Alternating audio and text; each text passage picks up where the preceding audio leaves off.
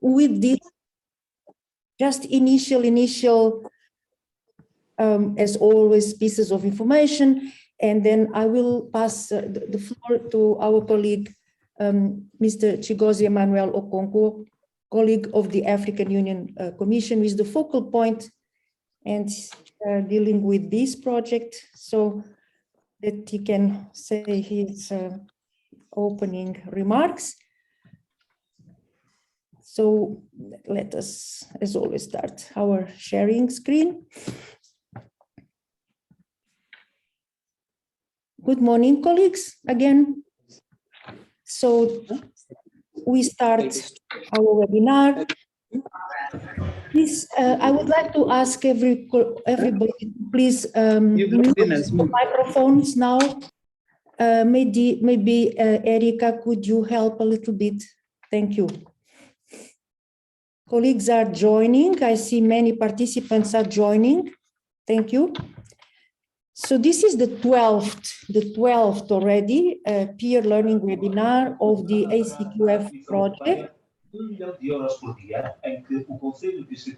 Please, could you mute your microphone? Please, Erika, could you mute microphones? Thank you. This is the 12th peer learning webinar, and it is the last one of the 2021 series. We can only be very, very grateful for your participation, interest, for the contributions. They are really valuable and highly appreciated. In a way, your contributions and your participation, your interest has been the most important, let's say, fruit, we could say, of these interactions. So we would like, of course, to greet all speakers, the panelists, and all participants coming from very different countries in Africa and also from Europe. We, as always, as you can see on this slide, kindly ask you to please mute your microphones, and you can keep your camera on if you like. That's always a good way to see each other. Please use, as always, also the chat box to write your comments, your questions, your observations to the speakers or to the organization. If you have any difficulties, for example, with the interpretation, hopefully not. You have received the agenda. You had also the opportunity to look at the webinar webpage. You have all the video recordings of previous webinars in the YouTube channel dedicated to this program, and now you have everything in one single place. It is the Acqf website. We will briefly talk about it. And so before moving forward, I would like immediately to pass the floor to our colleague, to Emmanuel, please, for your opening remarks, and thank you. Thank you so much, Edward. Good day, colleagues. My name is Chigozie Emmanuel Okonkwo, Education Program Officer at the African Union Commission. And really, it is such a great pleasure to join the 12th peer learning webinar. I mean, just like yesterday when we had the very first, and today we are having the 12th. It speaks to the dedication on the project. On behalf of my principal, the Acting Head of Education Division, Mr. Hambani Masheleni, it is also my pleasure to welcome each and every one of us to this peer learning webinar. For many of us on this Acqf journey, you will agree with me that we have indeed come a long way on this journey towards creating a common understanding of the African Continental Qualifications Framework within this community of practice. Colleagues, you might recall that one of the main objectives of the capacity building component of the Acqf project, as we have seen manifested in the series of peer learning webinars that we have had so far, is to really boost engagement of the AU member states and stakeholders, and to also continue to develop a common level of knowledge, understanding on national and regional qualification frameworks, as well as its systems. This is bearing in mind that we are also gearing towards a continental framework, all of which needs to speak to each other. And that is really why these peer learning webinars have been very, very important. And there is no doubt that we have achieved giant strides on that front. We have witnessed the participation of many new qualification authorities at all levels. And we have seen strong participation from the business communities and all stakeholders across board. Colleagues, the Acqf as a policy instrument really aims to achieve a number of objectives and contribute to a number of, say, facilitates certain items, one of which is comparability, recognition of diplomas, improving mobility of skills as well as learners on the continent, and also to promote national alignment, national and regional alignment, all of which has thematically featured on the agenda today. This brings to mind, and it reminds us of the cross-cutting nature of the Acqf and its relationship with all the business world in particular. Today, we witness a debate on the changing nature of learning and how stakeholders are reimagining education and training. I am particularly excited to note the rich array of speakers today, with participation cutting across the whole education and training spectrum. I have no doubt that we will leave this webinar more informed and better equipped than we came, and more importantly, as ambassadors of the Acqf project. Without further ado, let me pass the mic back to Eduarda to usher us into the business of the day as itemized on the agenda. I wish us fruitful deliberations. Thank you so much. Over to you, Eduarda. Thank you very, very much, Emmanuel, for this introduction and for immediately also recalling the context of this webinar. And so, as you already emphasized, the focus of our discussion today is a little bit in the direction of change.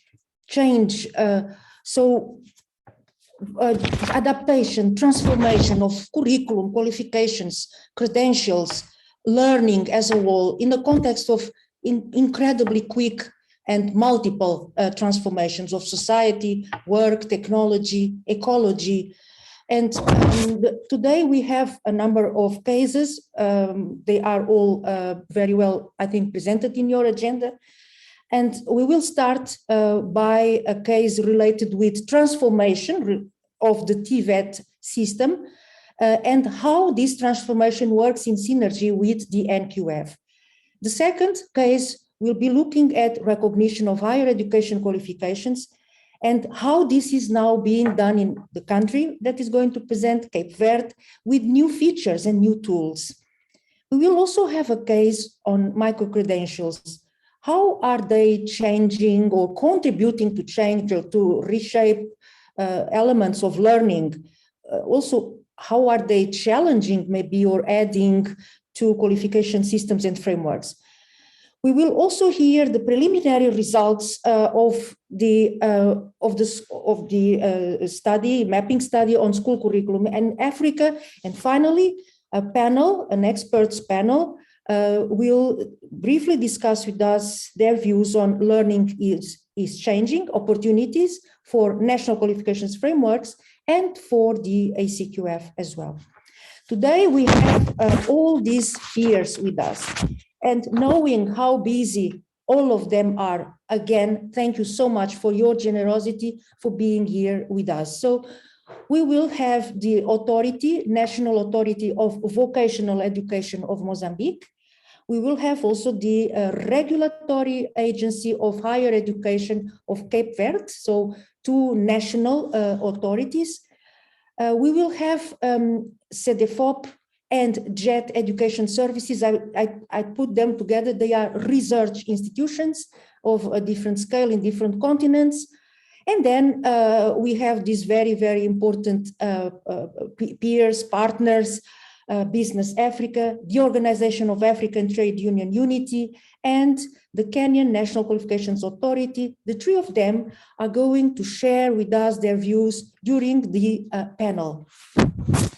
I will be very, very brief about the context. It has already been addressed in the introductory remarks made by Emmanuel. So this webinar is part of the capacity development program of this project, developing the Acqf. You know that this project is ongoing from 2019, September to 2022. So we still have more or less 1 year of work ahead of us.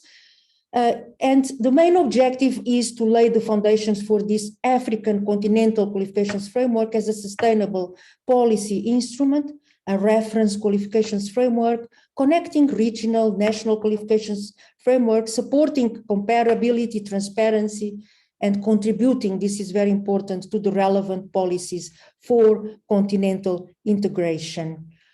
And these policies, as we always try to recall, it's very important that we have them in mind, are those policies related with education, but also with AU free movement, with free trade. And we already have in mind all these policies, but let us always keep in mind that this is the context and the underpinning strategic objectives in which or wherein the CQF is contributing.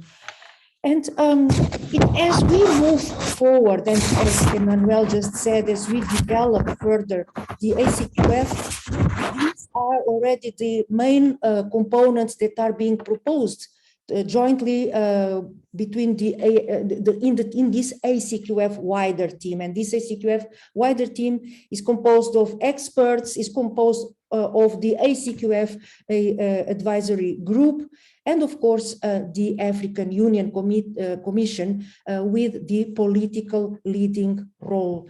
So the main pillars of the ACQF in development, and so this is all still in discussion, is a network of national qualifications agencies, entities of different types, working together with stakeholders, with the world of work and education and training. It is also referencing between national qualifications frameworks, systems, and ACQF. It is further on later ACQF levels on qualifications and databases upon successful referencing. It is support to countries in developing, strengthening their national qualifications frameworks. It is also a continental qualifications management system, a platform, database, and all interested countries can connect, can use it. It will be also a campaign and common tools about validation and recognition of skills, non-formal, informal learning. And of course, and we are all part of this last pillar indicated here, it's a sustainable capacity development basis to create knowledge, mutual learning, and sustainable solutions on qualifications and skills that are fit for purpose. We have been also mentioning in the previous webinars about the 10 guidelines and training modules. They are already all in development, and they will be a very important foundation, not only for the ACQF implementation, but also to support the country's initiatives if they so desire. And naturally, a very important element of the capacity development program and structure of the ACQF now and in the future.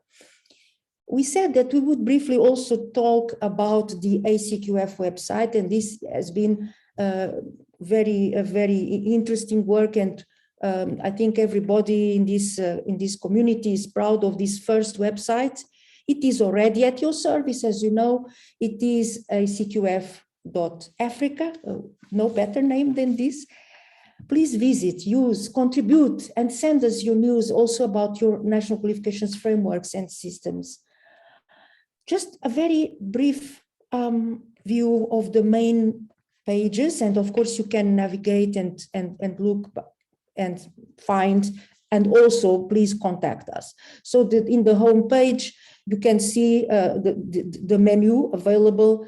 We have an about session that contains a lot of information about the process, about the activities, the concrete activities by year. We have a very important menu item so on resources.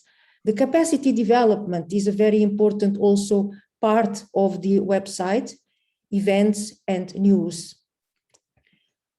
Under resources, for example, you can see that you can navigate, you can use the Acqf inventory, the mapping study, for example, policy and guidelines, where you find all the information about the already available and that can be published on the guidelines themselves, the feasibility study, the meetings and webinars of Acqf advisory group, some of them, and of course, a library of the African Union policy documents. We will have also more information in Acqf research as more studies become available, and you can also use the library that currently contains a good selection of publications from different international organizations. In the peer learning webinars page under capacity development program, now you can find all these webinars in one single place with all the materials, all the presentations, the video recordings. This is a very important and really easy to use learning infrastructure, learning potentiality of this website. In the latest updates and publications, we have also, of course, gathered and we are updating. We are receiving from many of you interesting compliments, interesting news that are being then translated into short articles for this news page. And currently, we have already a large number of interesting news. Please have a look, and particularly share then with us whatever news you would like us to share on the website. We were saying earlier that these capacity development actions in form of peer learning webinars are quite unique. Unique in terms of their richness, let's say, the wealth of information that has been shared by the relevant institutions, by the relevant actors, by the relevant stakeholders. So in 2020, we had 14 cases, African national qualifications frameworks. So we had 12 Acqfs and 2 cases of regional qualifications frameworks, all from Africa. From other regions, we had 8 cases, namely 5 national qualifications frameworks and 3 regional qualifications frameworks. So you can see in alphabetic order from Angola to Zimbabwe, 12 cases of national qualifications frameworks. All this information is available in the website now under capacity development webinars. Naturally, that things are moving, and Angola, Mozambique are making, for example, steps forward, Ghana and Egypt as well, regarding reinforcing their national qualifications framework, going towards integrated national qualifications framework, so that next year these countries can come again and share their recent novelties, the news. National qualifications frameworks are not static. In 2021, we changed a little bit the approach, and instead of focusing mostly on national qualifications frameworks, there was then this approach of diversifying the themes. So besides national qualifications frameworks shared in 2021, we had already Seychelles, Namibia, and today we will have also Mozambique. We had also very interesting, of course, and important, the quality assurance frameworks, CAMES, for example, Acqf, Senegal. We had already 3 cases of approaches to recognition of learning and qualifications, so not only formal learning, but also non-formal. So the case of the new RPL policy and guidelines of Kenya, AQVN, African Qualifications Verification Network, Angola, INARES presented also its approach, and today we will have Cape Verde, ARES. We had also another very important topic in our current context of digitalization and also enhanced need for transparency and communication with the final user, which are then the topic was national qualifications frameworks, management information systems, databases of qualifications. So we had the case of South Africa and Kenya. Other themes also indicated in the slide, learning outcomes, level descriptors. Today we add school curriculum and also micro-credentials, so that the entire sum up of all this knowledge collected through your experiences, particularly all these African experiences, is now easily available for all of you in your ACQF website. Very briefly about the agenda. So today we have these very important 5 main sessions. We start with this theme that is quite interesting in my personal view, for example. So the reform, the transformation of TVET, how does it work better with an NQF supporting it? So we will have the case of Mozambique. Then we have recognition of degrees and diplomas in higher education, the case of Cape Verde. Micro-credentials, a new opportunity for lifelong learning and qualifications frameworks, new research in Europe. Cellophop, our very well-known expert who already contributed in the previous workshop, Mr. Jens Bjørnavold, will share with us this information very briefly. Then the school curriculum in Africa, so preliminary, I say, underline, results of the mapping study. Our dear Gertrude Namubiru from African Curriculum Association and James Kivi Zahida Valley from Jet Education Services are going to share with us this in a very interesting presentation. And finally, the panel, Learning is Changing. Very, very briefly also, so Ida Alvarinho is Director of Qualifications Department of ANEP. She's also an academic. Paula Carvalho and Alberto Landim, they are both from ARES, Cape Verde. Paula is Procedures Manager and Alberto is the Technical Officer for the recognition of degrees and diplomas in higher education at ARES. Jens Bjørnavold, we all know, we have already met him last time. He's really an expert with very comprehensive knowledge about processes and developments, topics related with a let's say, referencing framework, in this case, the European Qualifications Framework, overarching framework.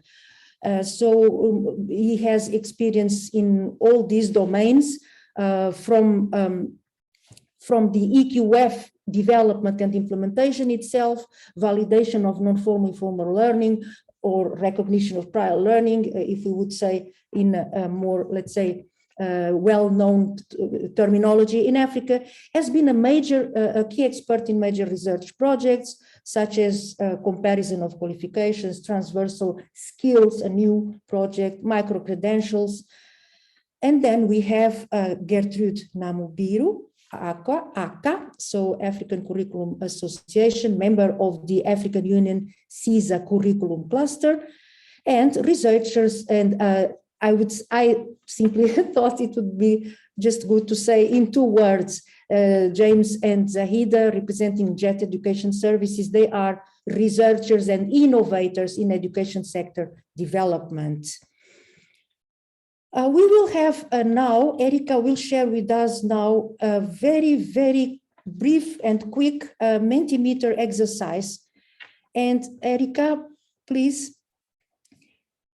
So participants, you have in the chat box, in your chat box a link, and you can click it. And we have just 2 questions to you, very simple questions. The first one is, please, what is your name? Please write your name, votre nom, o vosso nome, o seu nome. And we will then have the possibility to have a word cloud with all the colleagues, participants who are here with us today. It is a very, very easy exercise. We just want to keep memory of this day and of all the names of all of you here today. The second is then your country. What is your country? Please, colleagues, you can simply click that link that you have in the chat box, and thank you.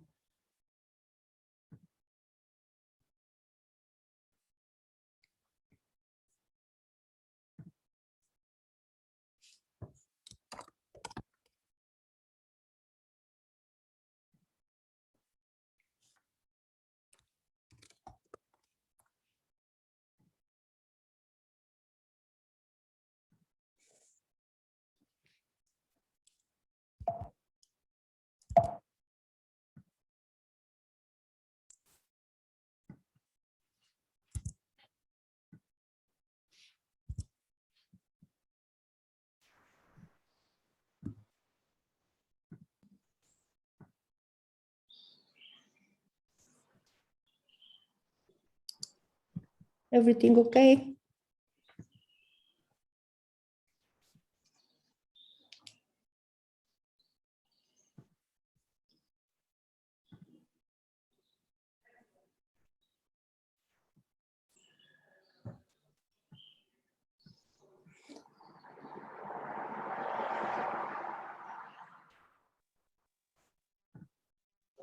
Oops. Está tudo. Okay, okay. Okay, so now, colleagues, we can immediately move, please, to the next, to the first session. And the first session is then led by Ida Alvarinho from ANEP, Mozambique. Thank you, Ida. Obrigada, Eduarda. Vou falar em português, de maneira que agradeço que as pessoas... Thank you, Eduarda, and I'll speak in Portuguese, so I hope everybody in the right channel. I'll start to share my presentation.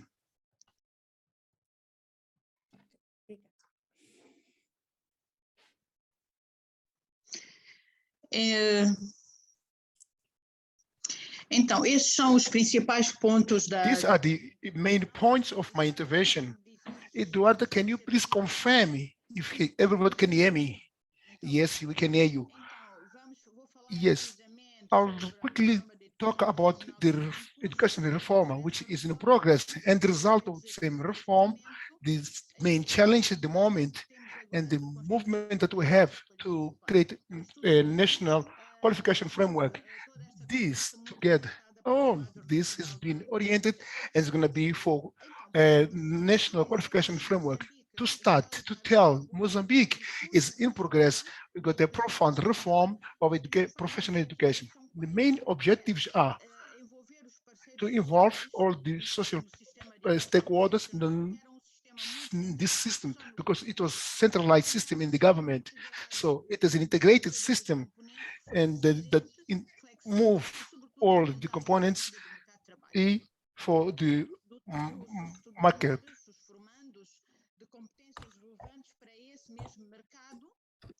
Envolver o setor produtivo na governação e financiamento da educação profissional, como eu disse, isso não era feito, porque estava tudo muito direcionado somente para o governo, e contribuir, claro, para o aumento da produção, produtividade e competitividade da nossa economia. And contribute for the productivity in our economy, which are the main change. From the left side, there is what was the system of vocational training, which was not well articulated. It was based on the offer and did not use to look at the demand of the market of work. It was based on curriculum through subject. This was mentored and funded by the state, centralized management, and also the curriculum organization was very strict. Could you speak a bit slow to allow the interpretation? So now we are changing the system, which was not articulated. So now we're changing the unified system, and also for a system based on the demand of the market of work, a curriculum based on standards of competence, which has got funding, or the funding is shared, and also decentralized system with a very flexible system based on competence through model. So these are the main change that we are now doing. And what are the outcomes of this reform? First, there is a law which was approved, the law of vocational training. So was a very important milestone. The reform was very slow. So we managed that our parliament to approve this law in 2014. Uh, and everything started flowing very flexibly. And this law was reviewed and published in 2016. So this law established the unfairities of vocational education training, which is the area where I work, which is the regulated entities which ensure that there is a quality of education. In the past, not have a regulator of vocational training, but now we do have. Very quickly, I would like to say that this is an independent board, which is led by the minister or by the state secretary. This is not ruled by the ministry, but yes, by the minister and also by the state secretary. Another aspect very important, I would like to say that there is a CEO that engaged two representative of government, five representative of the private employers, trade union and civil society. So this is the big change is that in the main board of the regulator, the employer also, they have a very important role. There is the directorate, there is a management committee, a national fund of professional training. It was also introduced the concept of vocational education, which engage professional vocational training, professional training, higher education, and professional training, extra institutional. The professional training that we call TVAT, this is in school and also in technical institute. The vocational training, it's in the vocational professional training. What is the difference between the two? The first one is part of the national system of education, the normal system of education. And in the vocational training in the center, they receive people of different group ages, people with different backgrounds, which is much for the people who are not in the normal system of education for various reasons. Some of them, this is because they're adult or some workers who wants to get an additional training. So there is a higher professional education. This is undertaken Polytechnic Institute and the professional training. This is formal or non-formal professional training that do not use exist in Mozambique. The competence of our institution, some of them, I'm not going to mention all, they manage the national framework of vocational training. Also, they administrate the National Fund of Vocational Training. They do the registration of this competence standards qualification. They also do the registration and the accreditation of providers of vocational training. No institution can become can provide such training without having credential from our institution. So this happens in the whole country. As I said, we're now implementing subsystem of vocational training, which is supported by national framework of vocational training. Now, maybe the question is why a professional national qualification framework for education? We look at not just in the framework of qualification with these addition of those professionals, what used to happen in the past. Before this system, the country had a sub framework of general education.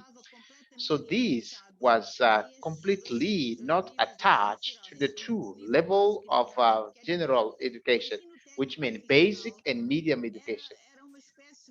So this system was it was not well articulated and it wasn't flexible, and also not have autonomy. But now in the professional vocational training, there are few points of entry and exit, because this was attached to the system of national education and could not respond to the immediate needs of the market of employment. This was just a professional training. It was not attached to any level of certification. It was not acknowledged any level of certification. So all those citizens who used to go to those centers, they could get competence in a center, but could not have any level of certification. They had a certificate which says that they did attend a certain training, but did not use to have any kind of equivalent. The level of training of trainers, this was also not attached to the national system of education. The occupation of a teachers was not, they did not used to be intermediate levels, if not these of master's degree or other, or a bachelor's degree. It was the levels, there were no descriptors, and it was almost impossible to make comparison with the qualification of other countries. We did not have a framework that had levels. We had levels of secondary and higher education. But this framework of education was the main mean and tool to do the reform of professional training. What we used to speak of, that was a framework of professional education, because with this framework, we could explain that this could come to sort out lots of problems that I mentioned in the first and third slide. But with this framework, we could explain, for instance, now the training will be very flexible, it will be transparent and very clear about the levels of training. There will be articulations and a national course of training. In each school, in each province, in each organization, they used to do in their way. There were no initiatives of matching all their systems, valuing and the acknowledgement of various professional training, including extra institutional. With a framework, we can now explain the new environment, and also this allows to have a better dialogue with the employers through training based on competencies. And also notes during the socialization of the new reform that the national framework of qualification, it was easy to be understood. Now it was easy to be understood by civil society. But now, if we explain the ministers, they understand easily the new system because it's very clear, and also there is the such inclusion and transparency. This has given more value to the various system of professional training, and created an environment of value and respect and justice to the citizen who had the professional competence, and it has forced the design of a national framework of qualification and gathered all sub frameworks. So the new qualification framework, we do feel now that everything is well clustered, and there are all those subgroups in the new framework. So this has forced the question of clustering, and it is possible now to make comparison of qualification, including the mobility and also employability to the citizen. In the area of vocational training, this has allowed us to have more dialogue with other countries. It is possible for us to speak with the neighboring country, because in the past we did not even used to have a qualification or framework of education, but now with this tool, it's possible to dialogue with others. I'm now going to speak about the system of RPL system. This, from with this RPL, we could initiate acknowledgement and certification of competence which were obtained during the lifetime. In August, 2 months ago, our cabinet approved the RPL system. So we have been struggling for that. That's why we're very happy. And now there are pilot actions of RPL in the areas of welding, electricity, and the plumbing. So we have now finished with the practical tests. In the coming weeks, we are going to say what are the results. The principles, I'm not going to mention these. The main aspect that I would like to highlight here is that for the implementation of this system, it's mandatory for us, as I said before, to give our reference of competence because they will be registered in the catalog. The qualification have to be defined. We have to give reference of competence for the occupation related to this qualification. And based on that, we can do the evaluation. So the certificates têm o mesmo valor, não são certificados obtained, categoria. they have the same value. They are not certificate of second category. And also wish to say that there will be centers which we are going to guide, regulate, and facilitate the certification of competence and qualifications. The other aspect that I would like to mention regarding this is that those can be center of acknowledgement of this competence. Also, the companies, a certain company or a hotel or a garage of mechanics, they can request us to give them the right to give their competencies in their areas. Those have got facilitators who are facilitated by us in a way that they can be given the credential for that. All this process is subject to quality assurance by Acqf. I'm going to speak about our catalog. Our professional qualification, they are registered in the catalog of National Professional Qualification Framework. It is also, you can also have access to it online. What is the importance of this catalog? As this operationalize the framework, we have this professional qualification with the level of certifications, but now we have to train people according to the framework. So it was necessary to have a catalog that we did not use to have before. This operationalized the direct linkage with the employers. So we've got the catalog, we've got the framework. So this facilitates the dialogue between the two parts. This gives clear indication about the needs and possibilities of training in the country. If the qualifications are not being interesting, they will be interrupted in the catalog. So this will provide information to the people on the new qualification because this will need the new area and that will be very important. That's why we're creating the qualifications in our catalog. This is a tool of quality assurance of training because all the institutions have to follow those competences and also give possibilities the certification through an app. So this is the website of an app. I'm going to open it. In our catalog, we have now registered 151 qualifications of various areas and 19 independent modules.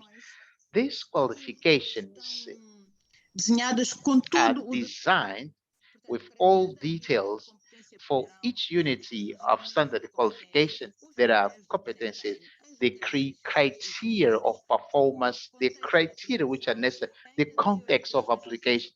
Also, there are some guidance for the employers. It has about 300 pages, which everyone can get access in our website. You may get to this website of an app just to know how it works.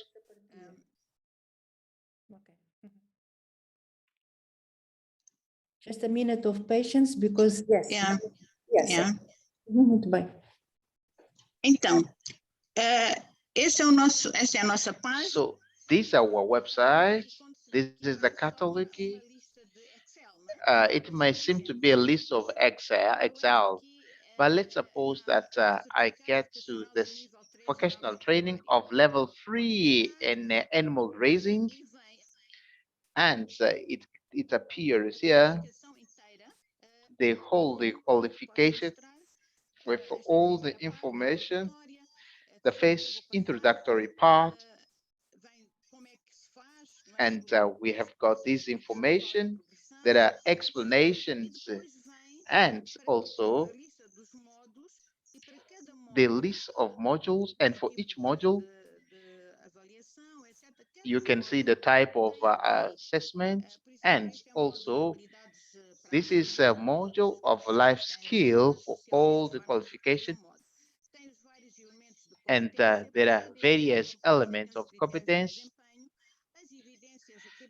and also the evidence, the written or oral evidence, some information about the product, and at the end we have some guidance from a methodology guidance. So those are detailed documents, very extensive tailored document to make sure that the information they can be very clear.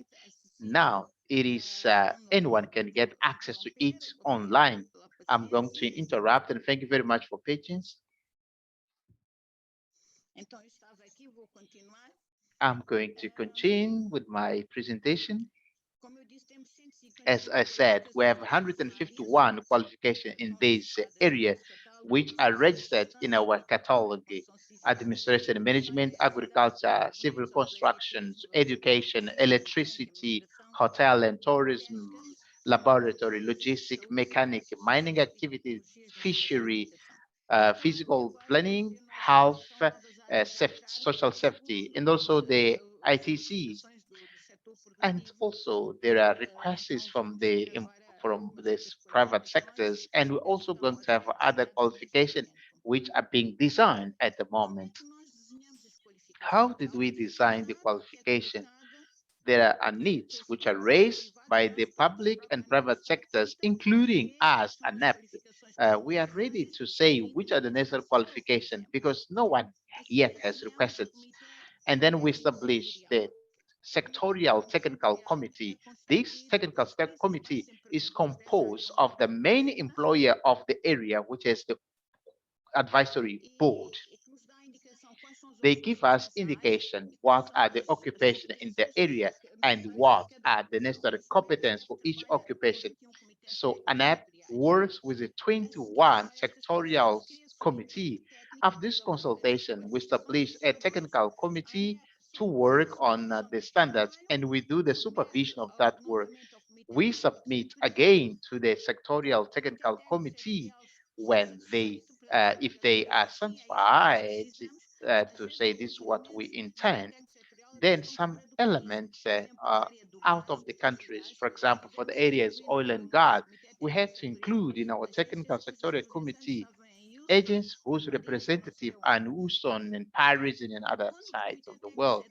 When when they endorse the document, we send it to the panel of validation, which is another consulting entity, which is composed by individual with a high profile. They analyze with the sectorial technical committee with the and also with the committee of validation. If they are happy, ANAP approve in its council of administration, and it reaches in our system. So this is a process that engage permanently the production sector. So in summary, there is a sectorial technical committee, the technical team that designed the standards, and the panel of validation. When everything is ready, these approve it at the council of administration. So those we have got those sectorial committee. There is also the employer or private public sector in Mozambique, as in other sites. The public sector is the main employer, but also there are private employers, companies, association, etc., as the representative of the state that represent the professional vocational training, and one that represent the private sector. So this is led by the State Secretary of Technical Professional Training and Employment. We do have our catalog A and also the catalog B. Catalog A is the national. What about B? We do not yet have enriched competency. Will these also integrate international qualifications that acknowledge internationally? So ANAP is not going to satisfy the ones the others, but ANAP should recall this to the catalog to inform the civil society that this certification is real, it's not fake. Let's talk, for instance, about Microsoft. Microsoft has international certifications, and we'll look at all these in our catalog. Who may propose to ANAP? It's ANAP and other public entities, companies, trade union, professional association, institutions of training. Which are the source of information about these needs of qualification? Those are such as government 5-year plan, information based on the market of work, and they are playing good role. They're providing good information. We have this permanent information of the employer, mainly through the sectorial technical committees. So the business sector participates on those various levels, such as the CEO of ANAP, the National Fund of Professional Education, the sectorial technical committees, the validation panel of qualification, and other stakeholders. Which are the main challenge of the reforms? A big challenge, that's the approval of the national qualification framework, integrating now the subcommittees of professional education, and the implementation of new paradigm of training on the national scale, which is good for the country. Implementation, in fact, implementation of the national framework in Mozambique, updating permanently these, investing in terms of infrastructures, equipment, and learning material. And a big challenge, that is strengthening of the linkage with the productive sector. The engagement of private sectors is now a reality for us. This has been a great achievement, but there is still a lot to be done. The use of e-learning methodology for professional education, because in terms of practice is this very complicated. The implementation of the acknowledgement system of the competence acquired. There are more women and men in those traditional systems. We have to say that a great achievement in the era of electricity. In the past, that not used to be women, but now we are almost reaching 50% of it. Finally, this move of designing of national framework that engage everyone, we are in this movement, and also motivated by all the efforts of SADC Secretariat.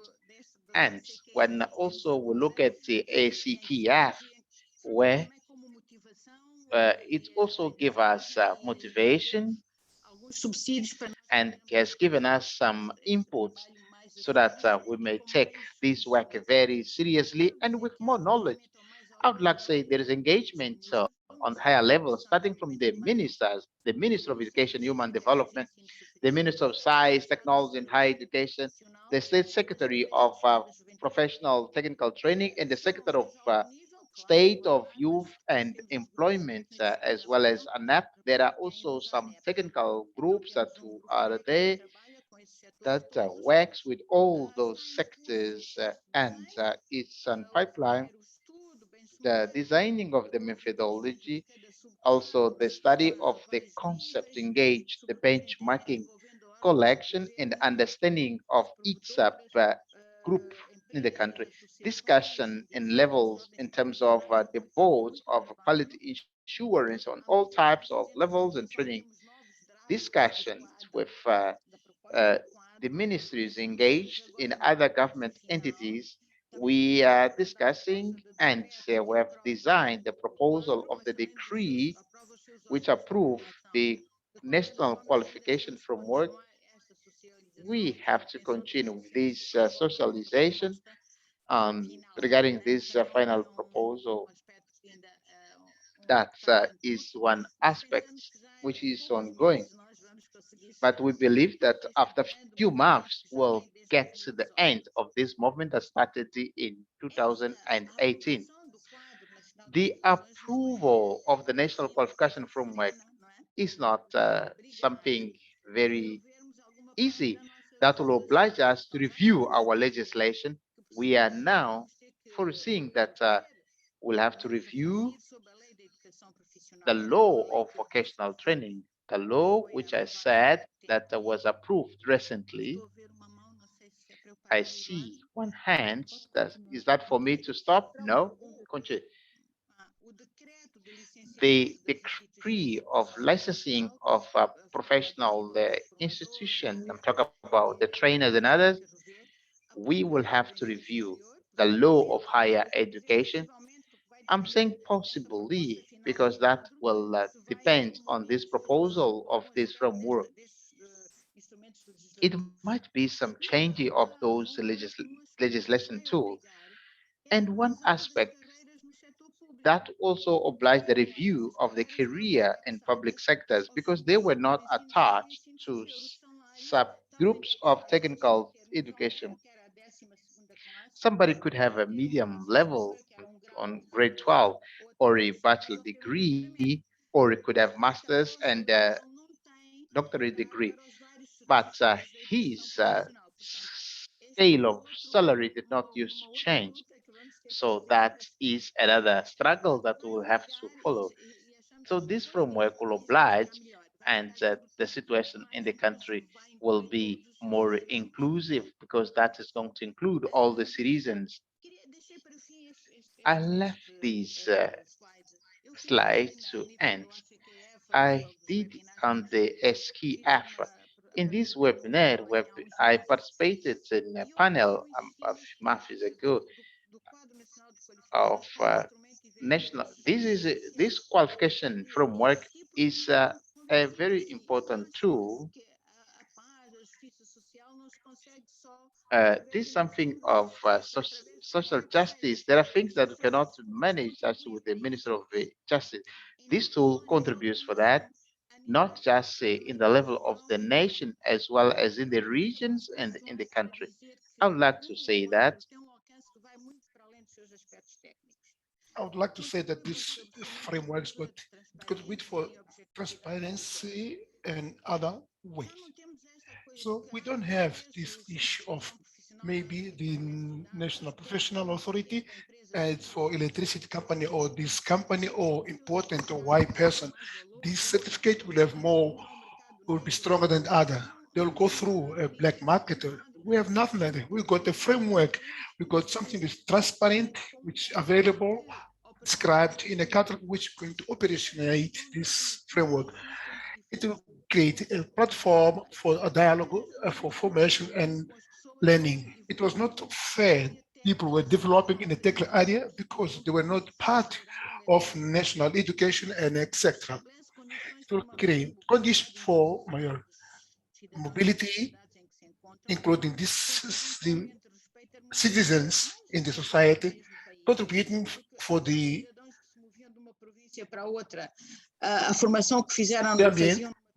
what they can do in one province. Maybe it was not proper in recognized in other places, but most of the countries in the world, they are done through mobility.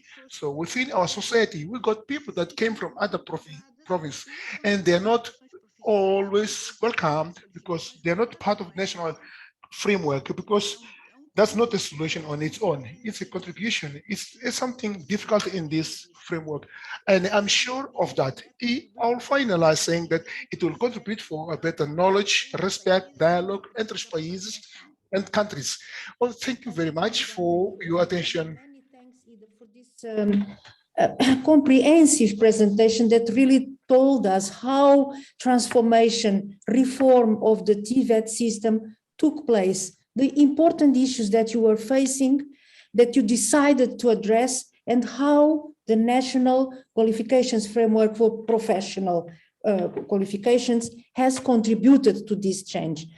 And thank you so much for showing very clearly the online catalog of qualifications with an example, for telling us how the productive sector, meaning employers, companies, professional sectoral organizations take part, contribute at different levels in the TVET system and in the decisions about qualifications, new qualifications, development and approval. You also mentioned the gender aspect of that the reform is also trying to is addressing. That's really very, very important. And thank you also for mentioning so clearly how you are moving Mozambique into the new integrated national qualifications framework, which you called a movement that implies and brings about different adaptations and change towards more inclusiveness, clarity, objectivity, and thanks for mentioning the social, let's say, fairness and social inclusion aspects of the framework. We will have a moment then afterwards for discussion and for some questions. And I would like immediately to pass the floor to Cape Verde, Cabo Verde. Beautiful Cabo Verde archipel. I visited years ago, worked also there. Alberto and Paula, would you like to share? Podem partilhar?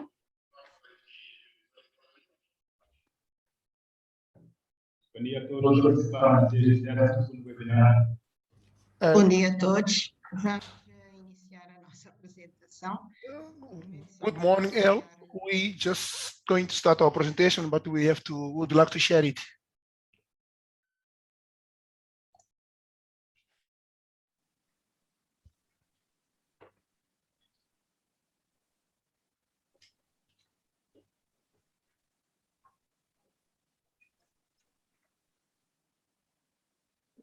Sim, já estamos a ver, Paula.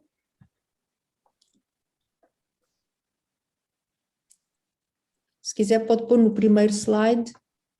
Ok, obrigada. Está ótimo. This presentation is also in Portuguese. Bom dia a todos. Bom dia, Eduarda.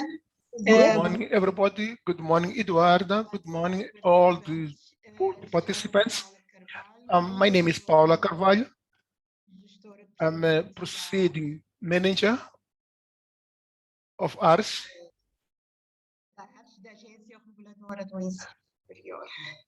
It's a national authority for professional education. First of all, I would like to thank Eduarda for inviting us to be part of this webinar and to share with you also that we've been participating in all the webinars. There were moments of a lot of learning. It's a pleasure today to share with you our experience of National Authority for the Higher Education.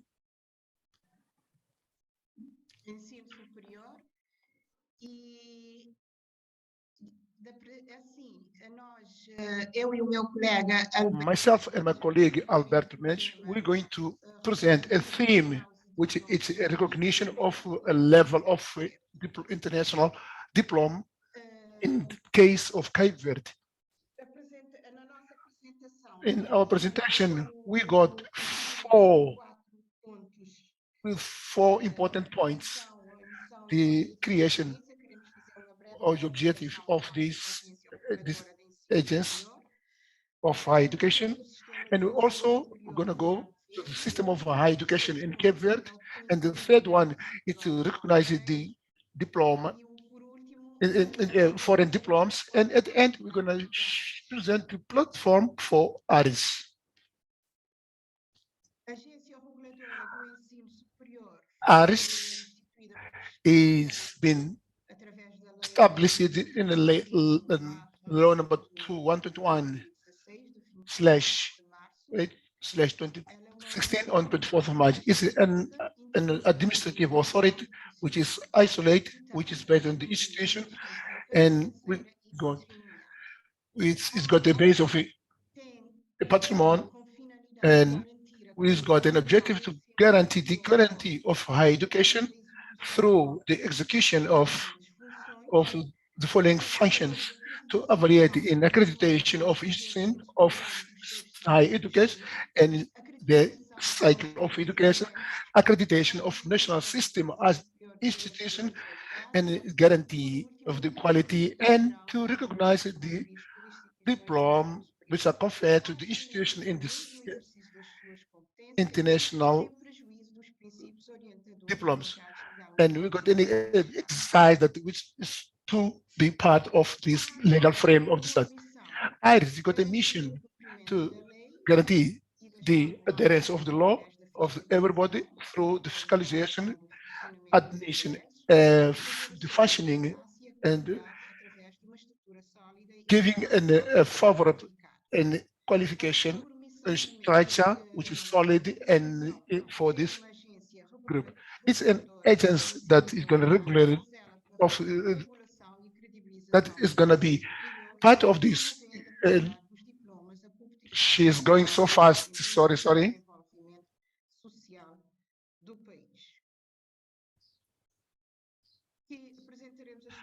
We're going to present our organic system as we're going to principal, which it's administration, which is part of it's the two administrators and the president, and this framework is it's an internal group which has been created for the following organization, which is the president of this framework is responsible of to manage and administrate, and it's got two administrators, and it's an institution for the quality and the impact inspection. We hear another group which is consultative and participation of our general lines of execution, our vision for an efficiency, efficacy, and for this regular. This structure is unique. It's responsible for the control, legalization of financial administration of the group of this administration. And then we got administration, which are price, which is going to management, quality, and expression, which is going to be technical competence, which are specific, and they will support that administrative, and that will report all the function directly to the administration and this organ. Paula, pode falar bocadinho mais devagar por causa da Avaliação e acreditação das instituições do ensino superior The evaluation and accreditation of this institution of higher education, it's one of the important cycles of IRIS, and through this we promote national culture, which is to guarantee the quality. We have to tell you here that all these institutions of higher education in Cape Verde, they got their office of the quality to guarantee of the quality, and Cape Verde has got 10 of institutions of higher education, 2 public and 8 private, and also to inform that during these years, 2019 and 2021, IRIS has been in progress in the process of accreditation, evaluation of studies of this institution of higher education.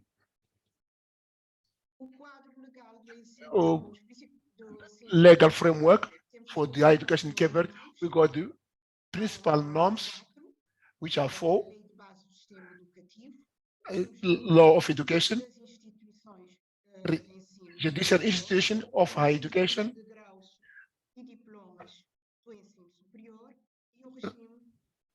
diploma of higher education, and law of adherencia for law 36 2014. Through these frameworks, we got others which are part of these areas. Our education system in Cape Verde. Before we talk about this education, before we talk about this education system, I'm going to describe it's an educative system which involves all the subsystem for education, for schools and education after school. The education, school education, the school education involves the subsystem which are based for high education. And here, the condition of high education can only be registered to register for higher education.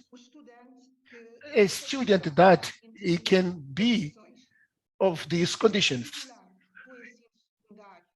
is got a 12 standard 10 with a certificate, which is grade 12 certificate, is could be over than 25 years, and we can access the capacitation through an assignment, and also for pre-secondary qualification. In higher education, it involves higher education, which is polytechnic, in a university. The higher education, the university, it's been administered with university and university schools, which are not integrated, and polytechnic education is administered in institutes, which are schools, which are specialized in technology, arts, and education and others. The universities and other institutions, Graus de licenciatura, we've got a degree and the diploma of higher education, which are personalized. And the institutions,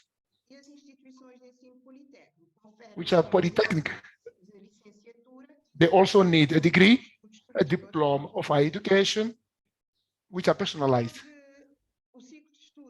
And cycle of education of degree is got a duration which is been involved between, it's got a duration of 8 semesters, which that means 240 ETC.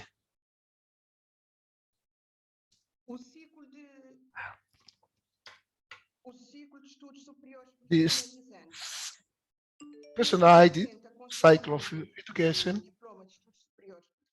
will also involve a diploma, which is a duration of 3 to 4 semesters, which is correspond about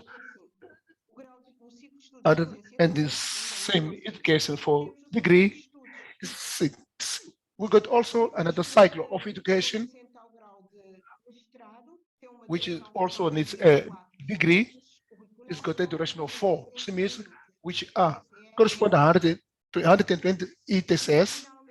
And finally, the doctorate degree, it's an institution which are university school, which got a duration of 300 ETCs. Now we're going to go our principal theme of our education, which is a recognition of level of foreign diplomas, which consists, which is to recognize of this. What do we do? To recognize this degree is an act that given an opportunity to agree with foreign diplomas which the nature which are correspond at the same levels of Cape Verde degrees and diplomas. In other words, in this, is compare the systems of higher education. And when we receive a foreign diploma, we check if it goes according of the same level of education in Cape Verde, which is foreign. We compare with same degree with another one, which of academic of our education system. And still, through this Act number 32, 2021, that involve degrees and foreign diplomas, we only recognize academic degree of foreign, which are on the following group that we hand over to the authorities. We be part of those higher education from the country of origin. So now I'll hand my colleague Albert, which will continue with our presentation. Obrigada. Então, a terceira parte do nosso tema, que é o reconhecimento da autoria. The third part of our system is to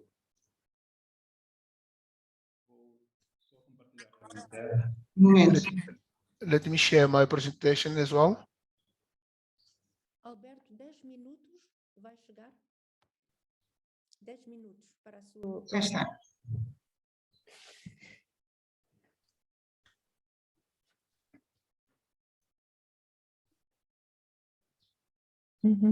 He's trying to share his screen, Tem 10 minutos ainda, Alberto.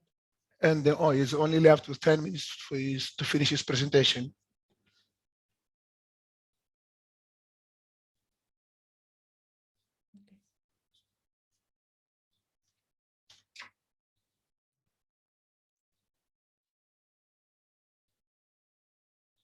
Okay. Todos estejam a ver a minha tela. I hope everybody can see my presentation. Obrigado. Tem 10 minutos, Alberto. 10 minutos. Only 10 minutes. Antes de mais, eu gostaria de me apresentar. Before anything, I'll present myself. My name is Albert Nundi. I'm a technical expert of foreign diplomas for our higher education. Before I further ado, I'll carry on with our education. In Cape Verde,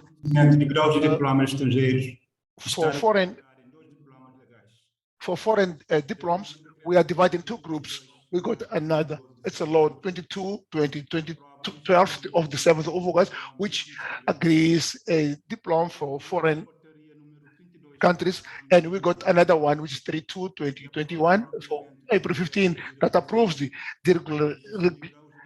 the assessment of foreign diplomas. And at the progress, what are required for the documentation for this international foreign diploma is been stopped due to the pandemic COVID-19 pandemic. So this regulatory agency for higher education is going to have a plan that in this movement we have to privilege 5 points, and we have to minimize all the assessment so that we can guarantee all the services and to minimize some risks for the workers and the community in general. Here we have presented all the documents which are required for recognize of a degree of foreign diplomas. According to point number 1, 32/2021, all documents may have submitted the proof that this foreign diploma and which way it's been acquired. We've got a form which has been filled. We have submitted to this authority. We've got a copy of SEM's diploma, certificate, historical history, school history, the acquire of this diploma, and all this must be certified by the embassy or any higher education institution, and can also be submitted a letter of the acquirement or what we've gained after that. So we have to also submit another copy, which is being certified by your institution of higher education, and can also submit a copy of a bank account or bank statement. So this unique document is the only one that can correspond to the rate that will determine any degree of diploma in terms of our law. Now I'm going to move to describe or technical analysis to recognition of these degrees. What technical analysis of this technical for it is divided in 2 points. The first one, we verify the diploma, the certificate, and the history of the school according to the school degree. And we also verify is the course is equal in all the documents which is presented. And finally, we have to verify if the number of points correspond to the number of qualification for higher education in Europe, if the students are from Europe. In the second phase of this analysis, we try to get information that can prove that this institution of higher education outside and the courses are recognized for higher authorities in same country. We also verify all the registration of this education where you got what where signatures and other reference of the same education correspond.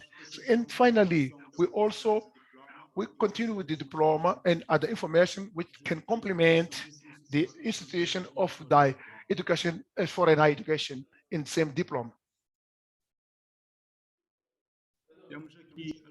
Oh yeah, we got some points of reference of our education.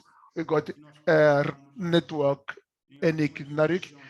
We are in part of Europe. Whenever we need to get some information which are related to any higher education of said country, we also have in the National Association of Universities, which is part of UNESCO, and which got all the database on where we can gain any information we need.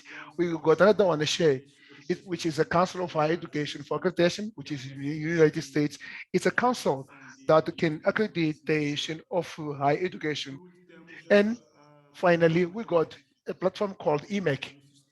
It's a system that electronic system, the assessment of process of higher education, for instance, in Brazil, being in mind that we got a big demand of diplomas that are acquired from Brazil. So this platform has been helped us a lot with information which are related to system of education in Brazil. And it's based on these points that we now verify and we start the process of the recognition of degree for this international diploma. Here we got a small graphic that can show the countries of we have more demand of this high diploma. You can see in this graphic the country of origin which are from these foreign diplomas are Portugal, Brazil, and then followed for Republic of China, Morocco, Cuba, Spain, United States of America, Russian Federation, Senegal, Bolivia, France, Italy, and England. These are the countries that frequently we keep in touch to recognize this level of diploma. Here we also have some institutions of international which are not recognized for the country of origin. We got this International University of Ibero-American in Puerto Rico. We got Atlantic International University United. We got Center of Development of People in Portugal. We got tourist school in Italy. We got an academic school. Just inform that this diploma that are issued by this organization referred that are not recognized, being in mind that this institution and their courses, they are not officially recognized on the country of origin. Now I'm going to talk of a relation as when a coordination of national qualification framework. We got a big qualification which involves national law for qualification, national framework for the qualification on the quality of instruments, qualification, and we have a technical scope. These are areas where a national convention of equivalence of national qualification of education. And we meet monthly to verify the national equivalence of national qualifications. Now we'll present another format. This is called the PDRs that can allow and permit other personality of and following for support the system of accreditation of this institution of higher education, as well as to recognize the registration of all the foreign diplomas. This platform can involve other players of any moment. Whoever wants to interact with us in this platform is welcome to. So to add that this instrument can allow and facilitate all indicators which are related to the number of students and cycle of education and the number that are trying to register for this foreign higher education. This platform has got 5 modules, and at this time we got trying to implement 4, but the 5th one will be implemented shortly. We got the first one, which is a PDES, which allows us the distribution of students. We've got another model which is available, which allows us to the admission or process of evaluation, assessment of educational. And we got another one, which is the third one. This allows us to view this process of release of cycle of education in progress. And we got another 4th one, which is AVI, which allows the transmission of process of evaluation of this institution. And finally, we got the 5th one, which will be implemented shortly to allow us to have another process of recognition and registration of other which are referred by this institution of foreign education. This model is also part of the process of recognition and other remote. And we got also a possibility to have an international level of student of higher education in any institution of higher education, which are coming back to Cape Verde. Thank you very much for your attention, and we ready for any question if you has any question. And thank you very much for listening. Muito obrigada. Colleagues, let us give a big round of applause to our 2 first sessions for our speakers, Ida, who told us about Mozambique and the TVET reform and the Acqf, and to our team from Cape Verde, Alberto and Paula, who gave us a very good and clear account about the higher education system in Cape Verde, relationship with the education and training system overall, and with the national qualifications framework. We have seen very clearly in the presentation the relationship, for example, with levels 5, 6, 7, 8. We know that Cape Verde has an 8-level national qualification framework, integrated, comprehensive, inclusive, with already more than 10 years experience now, and it has already been revised. Thanks very much also for the detailed information about the functions of the regulatory agency of higher education, and also for all the details on the process for recognition of higher education degrees and diplomas, and very, very interesting, this information on the new digital platform that is already serving most of the functions of RS. Not recognition. Thank you so much. There is an interesting question in the chat box about ECTS. Paula e Alberto. Não sei se eu queria apenas pedir minutinho, se não se I would importa. like to take a minute just to give the answer to what question which is in the chat box about the way in which the credits are calculated in the ICTF. Could you kindly give information to the colleagues who raised this question about the application ETF? That is Mr. Joseph Songella. How many notional hours make up one ECTS? Essa é a pergunta. Obrigada. That is the question, and thank you so much. May I respond, dear colleagues, José Songella? The ECTF crediting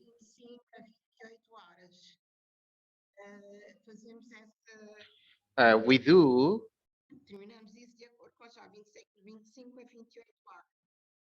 well, I cannot hear very well the speaker. There are some cuts. Obrigada. Can you hear me? Joseph Shongala, do you have May I repeat? You may repeat, please. I was saying that ECTF corresponded to 25 credits, 28 hours. Thank you, Paula. One semester. There is some echo at the back. We cannot get her. Explanation about ECTS, 28 hours, and then 30 credits per semester, 60 per year, academic year. Thank you. Thank you so much, Ares, overall, and especially Paula and Alberto. And we have really been very privileged to have you very assiduously, always at all webinars. That's also a very good motivation for the ICQF project. Thank you so much. And now we would like immediately to pass the floor to Jens. Jens Björnavold, Cellophop. Jens, we have already introduced you again and mentioned the important work you are doing on all these important dimensions about qualifications frameworks, EQF, comparison of qualifications, transversal skills, also micro-credentials. So thank you so much. We know that you are super, super busy, and nonetheless, you find time already twice. This is the second time you are coming to share your knowledge. And in this case, we are going to talk about micro-credentials, the research and that Cellophop is currently carrying out. Thank you so much, Jens. Thank you. Yeah, thank you for inviting me. I hope you can hear me clearly and perhaps see me as well. Yes. So Eduardo, you promised that you would kind of beam and upload the presentation, or? Yeah, let me see. I simply did you? I have to. I asked you to do that just to simplify it, but I could. It is just that we were so busy today, and I'm just checking. Just a moment. Yeah, just a second. So, if you want, you can already briefly start. And I don't know if you see anything. Is it coming up? Yep, just 1 second, and it is coming. It's coming? Yeah, I'm going now to open it. So, can you see it now? Yeah. Share screen. Okay. Because I think I have. Just let me know what can you write or can you tell me what you know about this thing? So do you see the screen sharing, colleagues? Yes. Yes. Okay. So, yes. So if you, that's good. That's good. Yeah, can see. Is it okay now?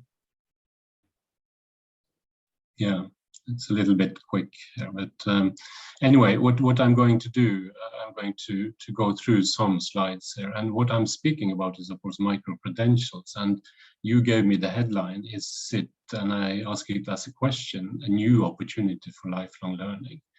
The thing which I will share with you here are the preliminary results of a study which Cellophop started this year. So we have been going on now for almost a year.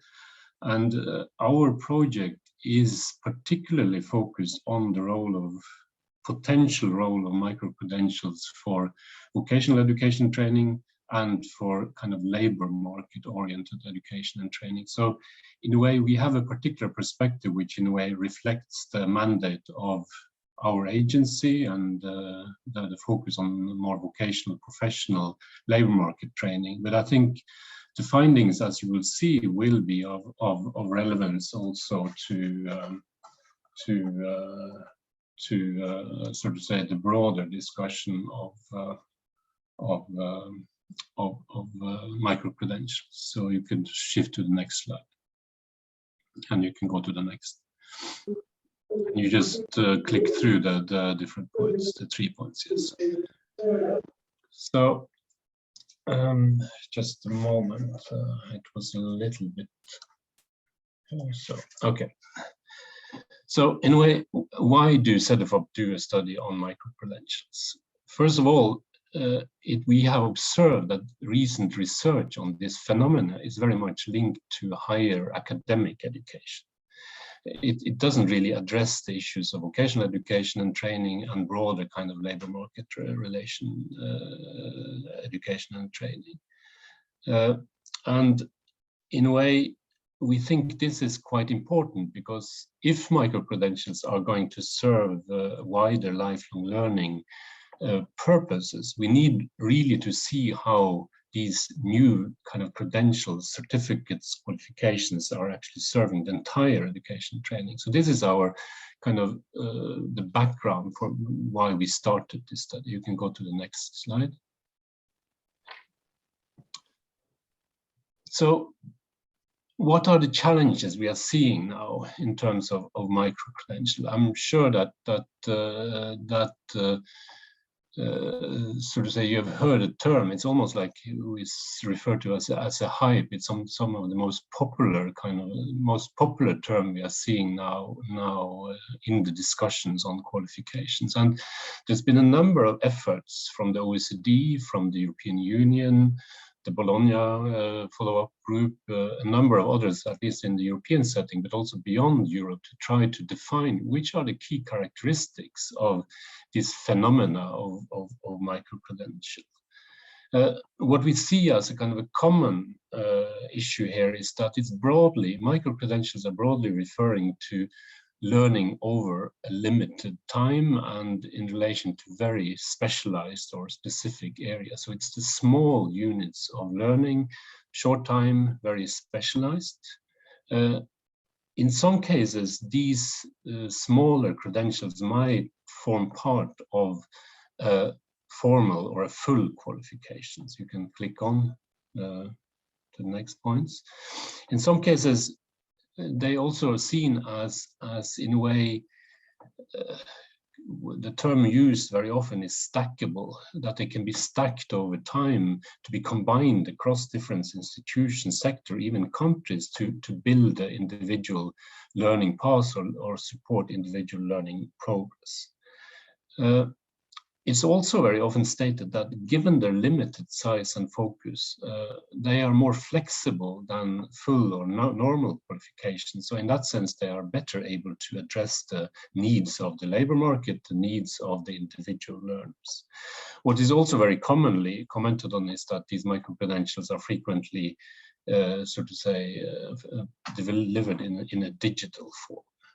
So the question we see, the definitions are not clear. The definitions are not agreed. I think these points which I have referred to here are quite commonly seen. But the question is when we are speaking about micro-credentials, are we actually observing a genuinely new form of recognition of learning, or are we actually adding a new name to an old phenomena? So So in a way, when we start our study, it is really about trying to understand what is the characteristics, what's the limits, but also what's the potential of this phenomenon. So you can go to the next slide. I brought up this citation from, we have had a survey, which I will come back to a little bit later, but we got quite a lot of interesting responses. And one of the interesting responses was from the German Employers Federation. What they emphasize is that they see a potential in micro-credential, but a very important issue here is, can we trust them? What kind of flexibility?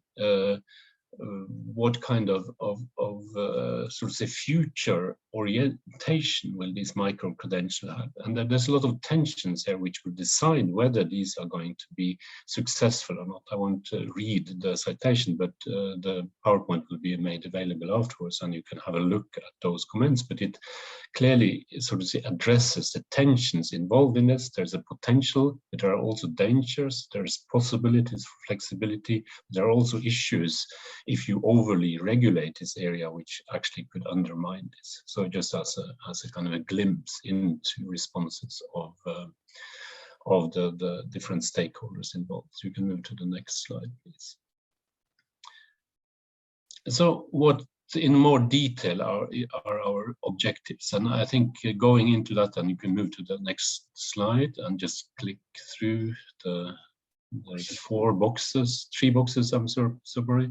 Yeah, and the first work assignment is actually where we are trying to see what is actually going on in this area, because nobody really has a clear understanding what is the area of micro-credentials looking like, and in particular, what is the area of micro-credentials looking at in the area of vocational education and training.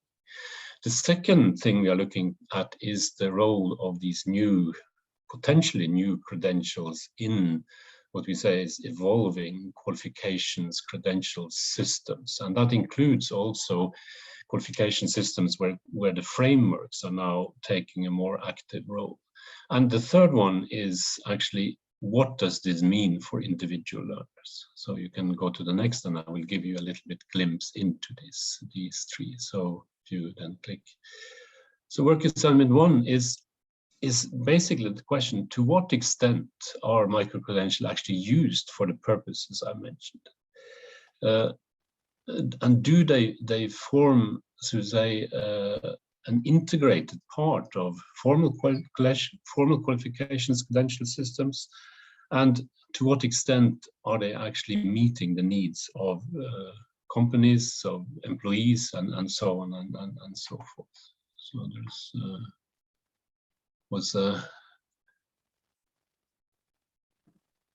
sorry, there's some disturbances here in the picture. And now, is it okay? Yeah, just a moment. Yeah, now it's good. So you can move to the next. The second one, I think, is interesting for the discussion of the African continental qualification framework, because what does this new phenomenon of micro-credentials actually mean for evolving qualification systems? How are micro-credentials linked to and integrated into the overall qualifications and credential systems? Are they changing the balance? Are they introducing a new element, new flexibility? Are they threatening the trust which is required for these systems? So which are the objectives and roles, if any, of micro-credentials in national qualifications and credential systems? And I think this is an important issue to ask, or a question to ask, when we're discussing qualification frameworks, which in a way have this aim to make more structure, more transparent, the broader qualifications and credential systems.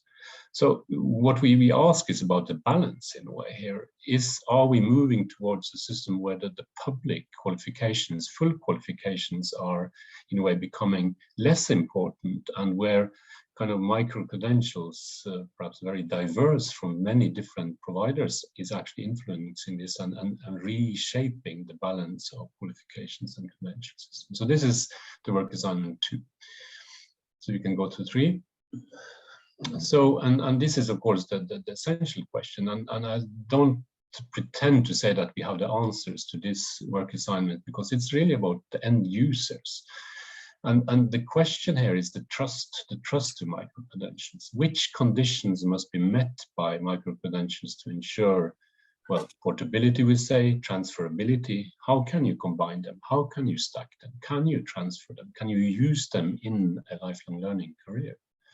So this is essential for individual learners to make use of micro-credentials. What kind of support do they require? What kind of conditions do we have to fulfill to create this kind of condition of trust? And in a European setting, we are of course very interested in seeing how could micro-credentials play a more targeted role in supporting what we call age-neutral systems for vocational education training, linking better together the initial training and the continuing training, linking together the training focused on young people and the learning, lifelong learning of older people. So the question is, can micro-credentials actually play a role here? So these were the three main work assignments we are working according to. So you can move on. I will just briefly take you through some, and this is not the key point, but we'll just say that we are using a combination of methodologies, case studies, desk research, interviews, surveys, because it's sort of a challenging area. So we needed to use this combination of methodologies. You can go to the next slide.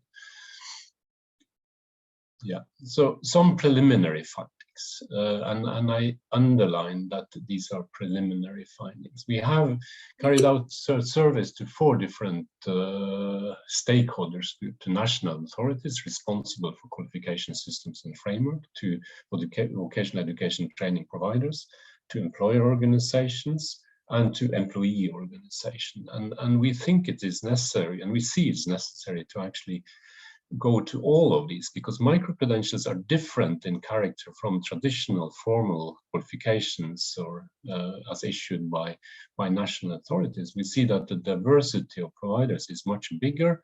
It's much more difficult to see actually what is going on, who is actually behind them, and who are actually using them. So that's also a reminder that it's a more diverse group of stakeholders involved in this area than you would normally find in traditional qualifications, certificates, credentials. You can move to the next slide. An interesting thing here is that when we ask this, are they aware of micro-credentials? That's the very first question. What we see, and that's perhaps the most important finding for the moment, is that there's a lot of many of the stakeholders are not aware of micro-credentials. They don't know what it is. They are not aware of the role played. So in a way, that is in particular the case for employer organizations, but also employee organizations. And we also see that a little bit more awareness among national authorities and vet providers, but it's kind of, we don't know, we are not aware, we are not really sure what this phenomena is important, because it also is a warning for us to use the term micro-credential kind of uncritical, because this is clearly an arrangement or an initiative or a system which is evolving, and we don't really know in which direction it is. You can go to the next slide.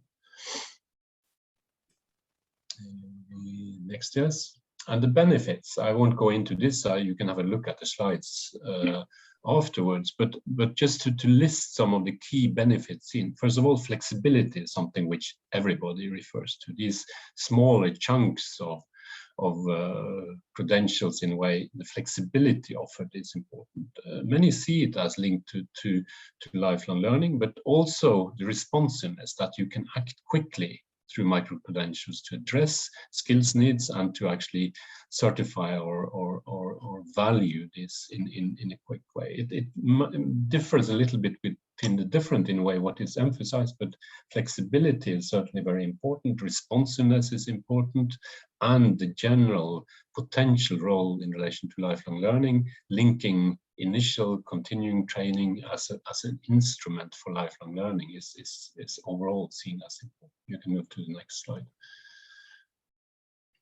And then we come to what is, I think, critical in this kind of transition period, where we see micro-credentials potentially coming up as an important aspect of qualifications credential system. It's the perception of credibility and trust. And here we again see a lot of kind of uncertainty regarding the trust. If we see a kind of increasing use of micro-credentials offered by individual education providers, can these be trusted by individuals? What kind of basis is this trust built on, in a way?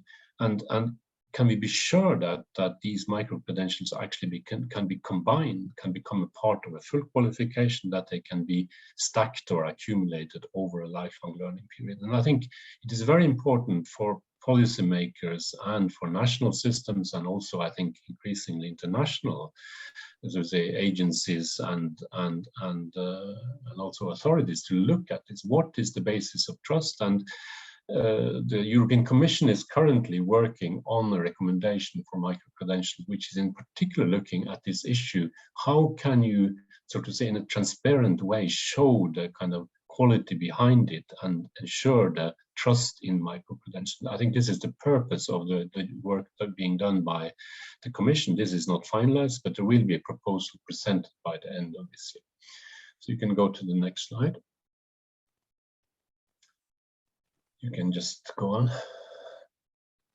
And as we see, as the kind of flip side of trust, there is distrust, and it's the same arguments in a way that micro-credentials need this trust. It's not only a question of the digital format or the technical format or the kind of the technical aspect of micro-credentials.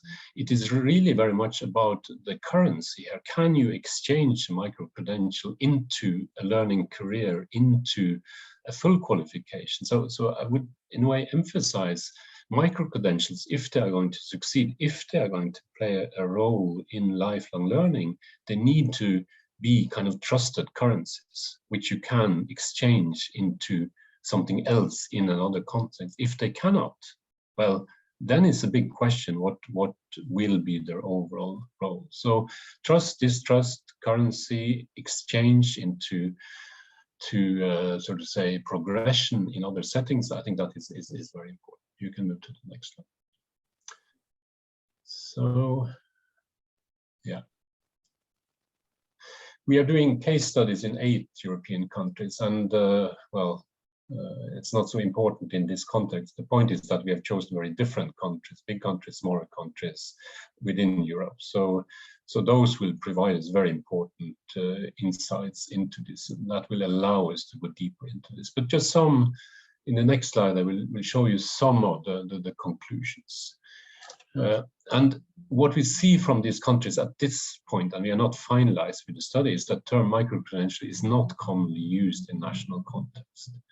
And the provision of short learning experience, both certified and uncertified, is actually a long-standing practice in most of these countries. The responsiveness, micro-credentials can be seen as a way to respond to skills needs. And of course, there's also this link to flexibility. But the picture from the case studies is mixed in a way. It is not really a common term. There is a bit of confusion. Is this actually a new name on old practices? But it is seen as a possible way of increasing flexibility and increasing responsiveness. So in that sense, it's similar to the surveys, the case studies we are doing. We get, in a way, indications in the same direction. And that brings me soon to the end of it. So if you move to the next slide. Yeah, just before I go to the final slide, I just want to emphasize there are limitations in what I'm saying now. Of course, we are in the middle of a study, but so I'm just giving you the kind of indications. But what is the strength of our study, I think, and that we see already now, is that it goes beyond the kind of pure academic use of micro-credentials, because there's been a lot of focus. If you look at what the OECD has been doing, they have been looking at higher education and academic institutions. And we think, as I said at the beginning, it's important to go beyond that. So now we can move to the final slide. And that's some questions then. And the big question is, we now see micro-credentials being referred to in a lot of different contexts, in different countries. So the question we have to ask ourselves, is this something new? Or is this something so to say, better define, to say, and standardize already existing offers? What is the real link here to partial qualifications, to modules, to modularization, to unit-based qualification systems? How does micro-credentials fit into the emerging and evolving qualification systems linked to the qualification frameworks? And what is the role in relation to the labor market? So if you kind of hope that I would give you the final answers to all these questions, I'm not able to do that. I think we are looking at an area clearly in evolution. It's an area with a lot of big questions asked by those involved. I think there is an agreement that potentially micro-credentials as a more flexible, responsive form of credential can actually play a role in terms of providing a more flexible approach. It can support individuals, but if it's going to do this, it has to be based on trust and transparency. If not, it will be difficult to see how its currency function, how to exchange it into progress, into other kind of fuller qualifications will happen. And I hope that these observations and reflections can help you also to discuss that the role of micro-credentials in your national context and also regional context. But we are in the middle of an interesting evolution here, where qualification systems in general probably are changing in a way from the traditional regulated, perhaps in some cases public system, to a system where you have other stakeholders, other providers, more diverse kind of institutions certifying, issuing credentials in a way. And the question is, of course, how this balance would look and how we want to govern, steer, or influence this balance. And I think that is enough for me. I'm sorry for the confusion at the beginning of the uploading, but I think that should be enough from my side. So thank you. Thank you so much, Jens, for this presentation and for sharing with us these early, let's say, findings, preliminary findings, as you very well and report. You raise interesting, of course, very important fundamental questions, not only about the micro-credentials, their role, their nature, their role for lifelong learning for individuals, the risks and tensions, as you always underscore in many of your presentations, the tensions, the fact that to be really, to play this role, this expected role of greater flexibility of supporting individuals, micro-credentials need to be based on trust, transparency, and be, let's say, embraced in the qualifications system that is moving, evolving from traditional regulated to more diverse panorama of institutions and players. And you have used in the presentation something I took note about qualifications and credentials, frameworks and systems. So kind of outlining this evolution in a way. Thank you very much. Colleagues, this presentation is not yet part of the set of materials of this webinar that we have uploaded in the website, but we will immediately make it available. Perhaps I could just have one small comment, because I had a glimpse at the chat, and there were a couple of things which are interesting. One was the potential role of micro-credentials towards unqualified or low-skilled people. I think that is interesting, because I don't think we are in a position where we can shape the role of micro-credentials. And micro-credentials should not only be seen as a part of formal qualifications, it could also be a transparent way of actually making visible the learning experiences, the learning outcomes of individuals, that be low skilled or low qualified, so that it could be a kind of stepping stone into. So let's not be kind of overwhelmed by our traditional way of thinking everything through the lens of the formal education training system. I think it's also important to see the role of micro-credentials together with things like recognition of prior learning and the way to, well, actually make visible the learning experiences of people. So these are then very kind of closely connected. So I think the problem we have seen in just looking at academic institutions is that they seem to focus only on, is micro-credential a part of degrees? Well, that's one perspective, but there are many other ways you can see these smaller chunks of kind of valued learning experiences and how you can build them. So we need to broaden our perspective if we want to make use of this. Okay. Thank you very much. There is another question, Jens, if you don't mind, also a bit related to the first one.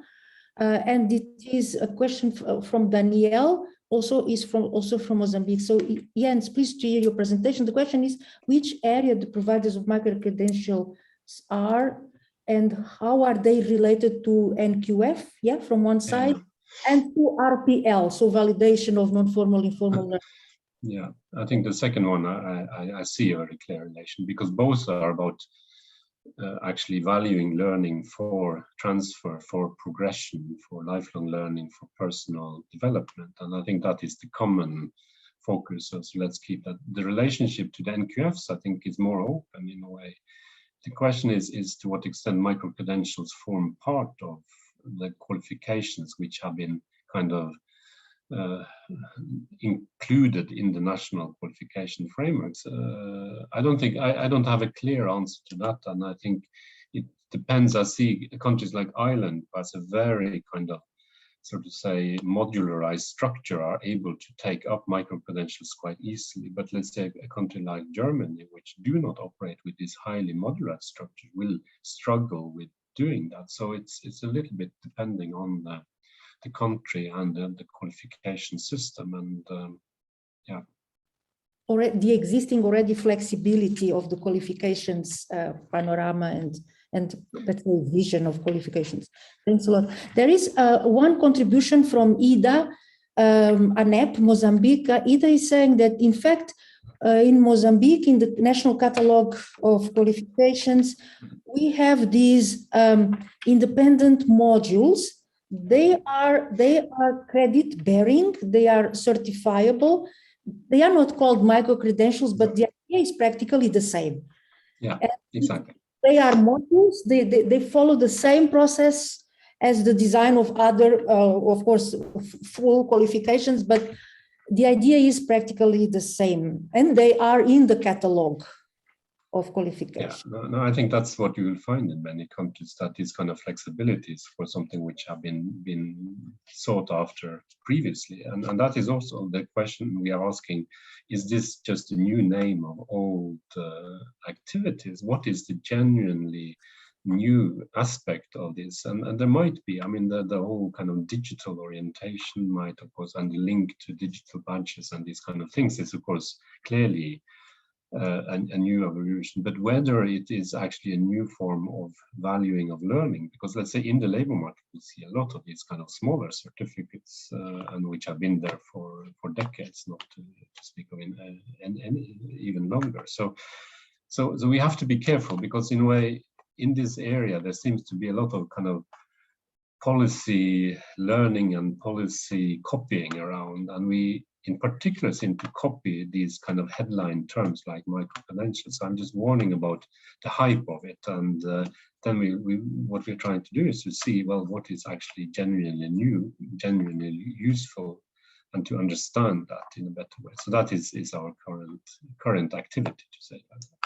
Mm-hmm. So I hope to come back to you and perhaps present to you more in-depth findings at a later stage. That will be great, Jens, when you have the advanced, let's say, version of the analysis of the report. It will be good to come back and share.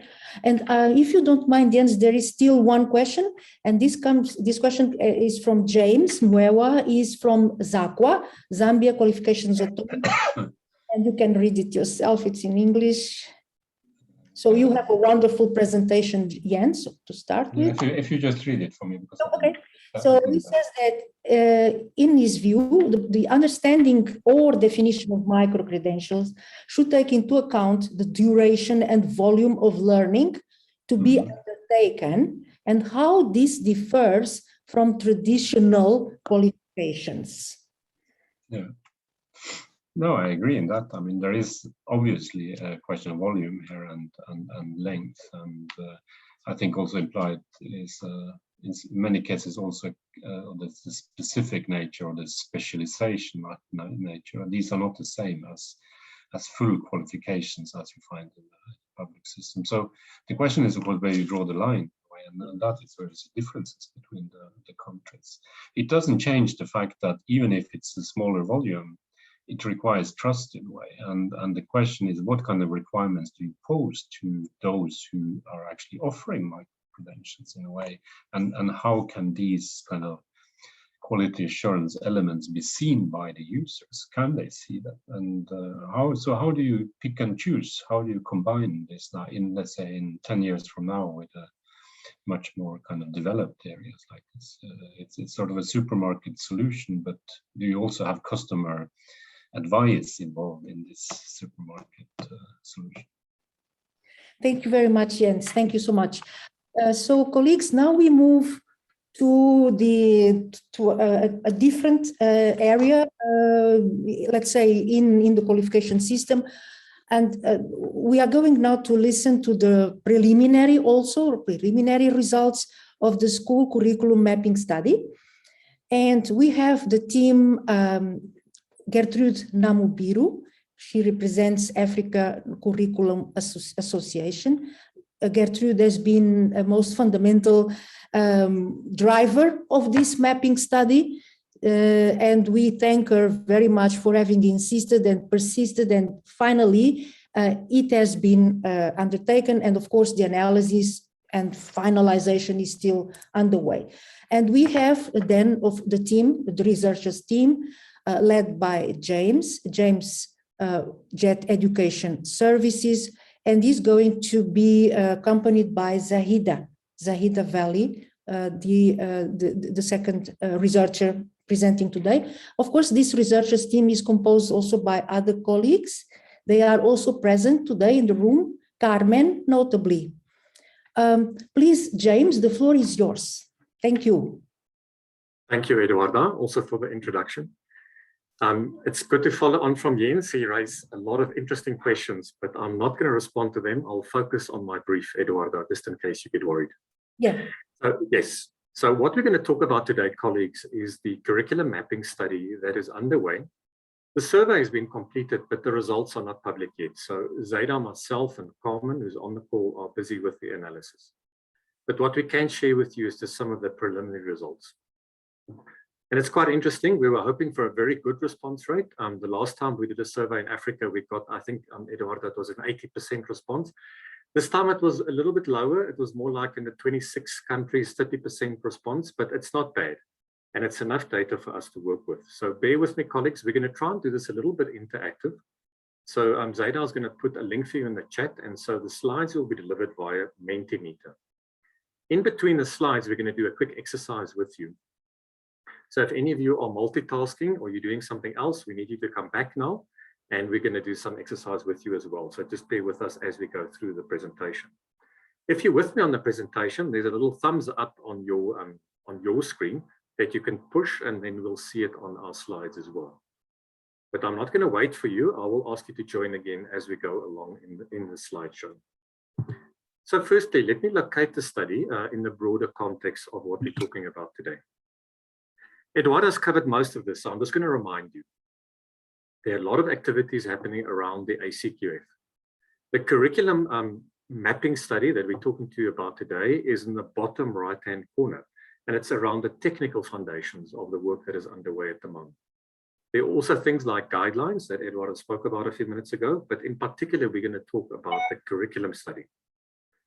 The key outputs that you'll see coming through in the coming weeks and months would be a comprehensive report, a shorter synthesis version, and as well as some engagements with you via webinars. But I think what is important about today is you can see there's a holistic approach. We are not doing things in an ad hoc way. We are trying to follow a very clear logic in the different components of the ACQF work that is underway. I think it's now in its second year, Eduardo, and we've still got a few years to go. So if I move on, the research design is important for you, and I'm briefly going to give Gertrude an opportunity to come in and explain the research design to you. I just want to check if Gertrude is on the call, Eduardo. I didn't see her just now. Maybe we can just give her a chance. Yeah, because of the connectivity issues. If she's not, I'm happy to continue. Gertrude is, I also don't see her. So maybe we go on, and then we will have Gertrude, Gertrude's comments, for example, later in the presentation, so that a little bit the pace. Thank you. Okay, just let me know if she's back, and then we'll stop for a second. Okay, so colleagues, what did we try and do?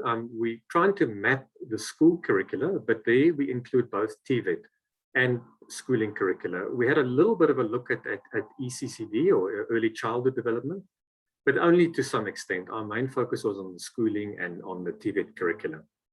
We did consider very carefully the link to national qualifications frameworks, and I'm going to show you a picture in the following slide about how we can potentially consider qualifications and curricula and how they relate to each other, as well as credentials, and as well as digital credentials that Jens spoke about a few minutes ago. What's really important about the study and what we're doing, again, I mean, the mapping study is self-reported data. So we've got to be careful with the data. The data has to be interpreted carefully and triangulated. But what it does do, it gives us a sense of the state of play. So it's not exact, but it does help us to understand where we are as countries in Africa when it comes to curriculum. So kind of 5 key areas that we looked at around the objectives is identify the different conceptual frameworks. What underpins the curriculum in your country? The second one, what was the most important features, particularly as we think about broader African Union initiatives and how do our countries relate to these initiatives? The third component was around Acqf principles and descriptors. I've mentioned that before. The fourth component was a link to the SDGs, but there I would also include CESA and the CESA indicators, so more broadly, the umbrella indicators that apply to our countries, both internationally and continentally. And then lastly, how can this work inform curriculum development going forward in our different countries? So let me go to the next slide. So this is what we've done so far, and we're not quite finished yet. So the mapping exercise is taking stock and updating evidence, giving us a state of play in our countries. What was the methodology? We did a couple of key informant interviews, and I think the most important part was the survey, the third part, but it was supported by a desktop review. You can see our responses. We got 26 responses from 16 countries, so that's just under 30%. It's not bad. Being an overachiever, I like 80%. But 30% is nearly there, and it's good enough for us to work with as we talk today. So what are the kind of why questions that we're trying to answer? I've gone through them in the previous slide, but maybe just to remind you, the frameworks, what are the knowledge and skills that are being captured in our curricula? What are the mega trends that our countries are following? How does it align to qualification frameworks and also the foundational disciplines? Very important focus. We all know that in our schooling systems and our TVET systems, language and numeracy are really important, particularly in the early years. So let me go on one slide, and this one I just want to spend a few minutes on. This is the conceptual framework that underpins our work on curriculum, but also on qualifications. And it looks like a busy slide, and we are leaving the slide with you, so I'm not going to be able to talk to it for a long time today. But effectively, what we try and show you in the slide is, if you start right at the bottom, we say learning outcomes is an important currency that is being used not only in Africa, but also internationally. Learning outcomes can describe a qualification, it can describe a curriculum, and it can describe a learning program. In many of our countries, not only in Africa, but internationally, we tend to use these terms interchangeably. And so learning programs and curriculum and qualifications are often quite confusing for many of our countries in the way they get used. And I think it's important that we clarify this and gradually, as a continent, also move towards clarity around these terminologies. What is important is learning outcomes is used to describe knowledge, skills, and competencies.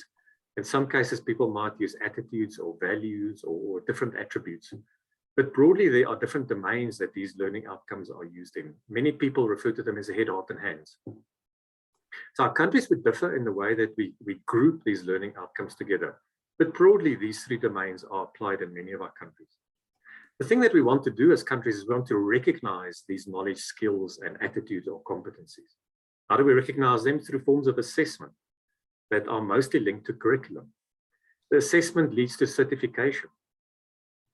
The more modern words that are being used are badging. But I completely agree with Jens and some of the speakers on the chat. Maybe it's just old things that we're giving new names to. But what is important about the new names is they signal that we are more agile and that we are more digital in the work that we do. And I think the COVID pandemic has really helped us to accelerate our thinking around digital technology. What we see increasingly happening in the international domain as well is we're talking about credentials and not only qualifications. And two types of credentials, micro, which are smaller, and macro, which are probably more aligned to longer qualifications that span many years. The really important point for today in the curriculum mapping study is that a learning program, a curriculum, and a qualification is not the same thing. A curriculum often contains a lot more detail. It contains aspects of assessment, of textbooks, of tuition, of pedagogy, where a qualification in most of our countries is more of an umbrella term that helps us to understand how to develop a curriculum and a learning program. But we'll come back to these debates. As a continent, I think it's important that we don't have a one-size-fits-all. And most of us will have different views on the terms that I'm showing you today. But we've got to start somewhere. And so this somewhere that we're starting is this diagram that I'm showing you today. Let me move on. So some of the initial findings from the mapping study, and the first set of findings we're going to show you is from some of the international comparisons. So what I'm going to do now, and I'm going to pause for a moment because I need you to do an exercise with me. There are 9, I suppose, regional and international assessments that came through in the curriculum mapping study. And I want you to take a bit of time, and I'm really going to give you time to join me, is of these 9, which are you the most familiar with? So you can use the link in the chat that Zaida's put for you, or, and I'm briefly going to just show you how to come to me and do this with me, is you can follow this using your cell phone.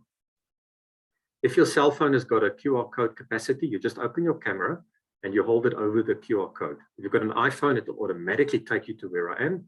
If you've got an Android phone, you just need perhaps an app. It depends on what phone you're using. If you don't want to use your cell phone, you can just go to this URL, menti.com, and the code that I'm reading now for you is going to be at the top of my screen as well. 67017976. So I'm going to go back to my screen. And the question is that you should be seeing on your screen as well. How widely are the following regional and international, sorry for the typo, and international assessments used in Africa? And I really want a couple of people more to join me. So we're about 60 people on the call, and 2 people are too few. So colleagues, I need you to come to me. If you're doing something else, I need you to come back, and I need you to do this exercise with me. I'm going to give you a little bit of time. If anybody's stuck, you can also use the link in the chat. It'll take you straight to this exercise that we're doing.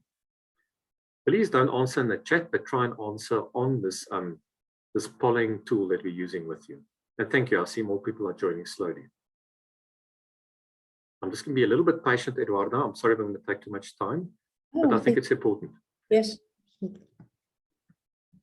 PISA, of course, is a very familiar international assessment. I would expect it to come out high today. There's also an assessment called PISA for schools, which is something that some of our African countries I know. I think Kenya, in particular, and Uganda, is using PISA for schools, but many of our countries across Africa use PISA. SACMEC is a regional assessment that SADC countries, so the 15 countries in SADC, would be more familiar with, perhaps not other countries in Africa. TIMS is also quite a familiar international assessment that focuses on mathematics and science.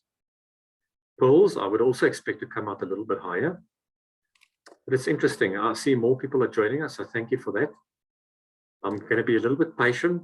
I need at least 20 people before I move on, colleagues.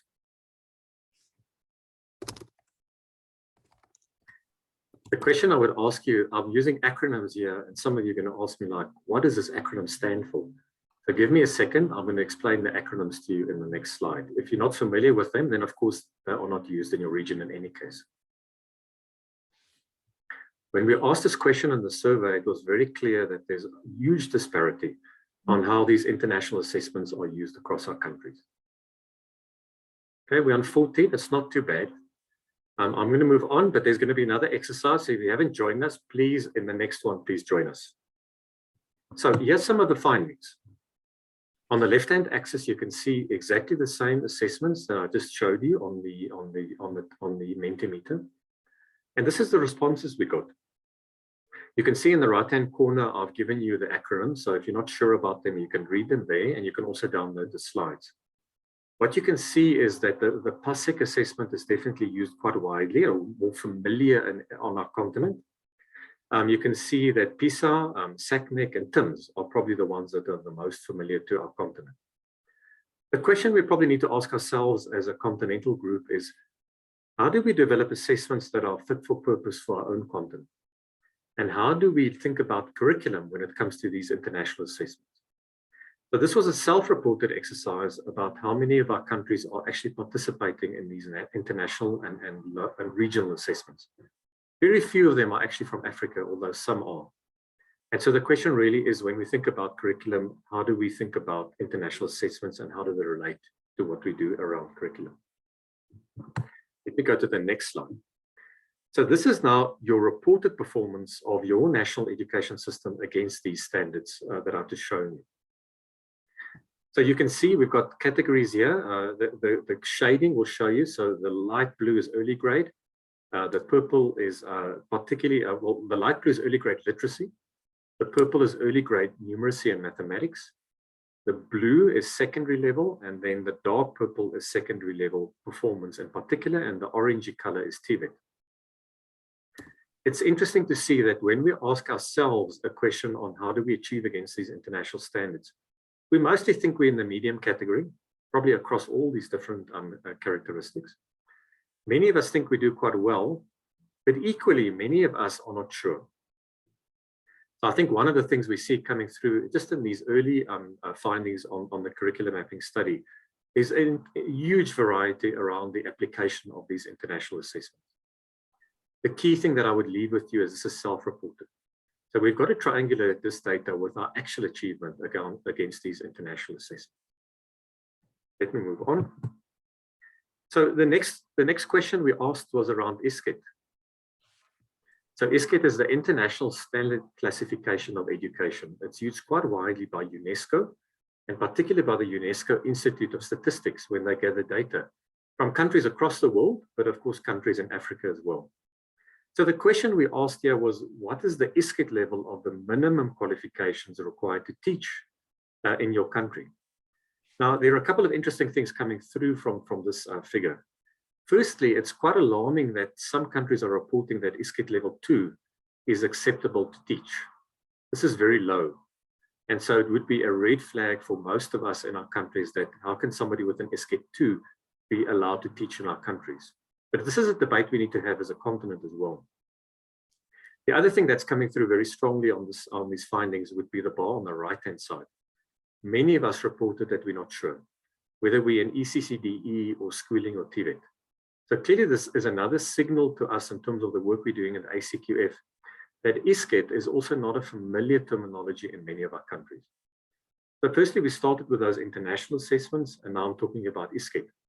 In both these cases, I think there's work for us to do to understand and use these international categorizations and assessments in a more significant way. The next set of questions focus on the curriculum underpinnings, and let me just show you some of these results. But before I do that, I need you to do a quick exercise with me again. So the question is, how widely are learning outcomes used in these three sectors in your country? The three sectors are the well-known sectors: early childhood development, schooling, and TVET.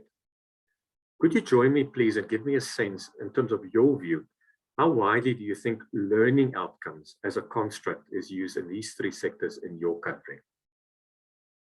I'm going to give you a minute or two. You need to go away from the Zoom and go to the actual Mentimeter. You can just use the same link you used just now, or you can use the URL at the top of my screen. And that'll take you straight to this, this small exercise that we're just doing together.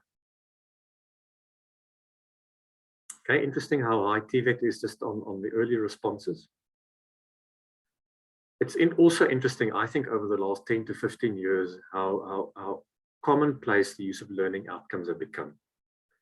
The category I don't have on here is higher education, of course, because the curriculum mapping study did not cover higher education. I found from what I've worked in African countries, higher education is probably somewhat a little bit slower when it comes to the use of learning outcomes, but let me not generalize because it's not always the case. So what we see from these findings, and I just want to encourage people to participate with me. we see that probably in your view at least is that TVET is definitely quite high in its use of learning outcomes, as well as schooling, and perhaps the ECCDE sector less so. But let's look at the results. So here's some of the results that are coming through from our mapping study. So firstly, very few at least that say that they don't use learning outcomes at all, which is a good sign, I suppose, in terms of what we're trying to do. We see partial use of learning outcomes across all three sectors, and we see comprehensive use of learning outcomes across all three sectors. And then a couple of respondents that were not sure. I think this confirms the previous exercise we did. Learning outcomes are definitely used quite strongly across our countries, both in curriculum, but also in learning outcomes and in qualifications, if I can refer to my earlier diagram that I used. Let me move on. How about the domains? So when I showed you the picture just now with all the different components on, I used 3 domains. I used knowledge, skills, and competencies. But of course, there are other domains that are used across the world. What we found in our African curriculum mapping study is we found a very strong emphasis on knowledge and skills and competency and attitudes, virtually evenly spread. But we also asked our countries, how many of you would focus on values? And there was a very low response to that. I suppose it's also a debate for us as an ACQF community, whether that's important or not. But I do think the findings show us is quite a common trend towards the use of at least 4 domains: knowledge, skills, competency, and attitudes. And this is helpful for us because if we have an ACQF, we've got to understand that the domains used and how they link to the domains used in our own countries, and how learning outcomes can become this common currency that we use from a country to a region to a continent. Let me move on one, and I'm nearly done. We're now moving a little bit slowly. If you can just maybe mute if you've got your mic on. Some of the curriculum themes that we asked countries to respond on, and you can see quite interesting. We asked, does decolonization feature strongly in your curriculum? The response rate was relatively low there. Universal values, quite high. Norms, values, and culture, quite high. But that actually contradicts the previous slide, or somewhat contradicts it, because there we asked you about values and it was very low. We asked you about Ubuntu and Pan-Africanism, and some of these themes do come through in your curriculum. I've just got to stress this is self-reported data, and what we're trying to do here is recognize a state of play. We are not trying to do a super scientific study that is correlated with empirical evidence, but it's a start, and from here we can of course build on the results. So the next couple of slides, I'm going to ask my colleague Zayda to present to you, and we're going to do one more short Mentimeter exercise with you. So Zayda, over to you. Thanks, James. Good afternoon, everyone. The next slide, please, James.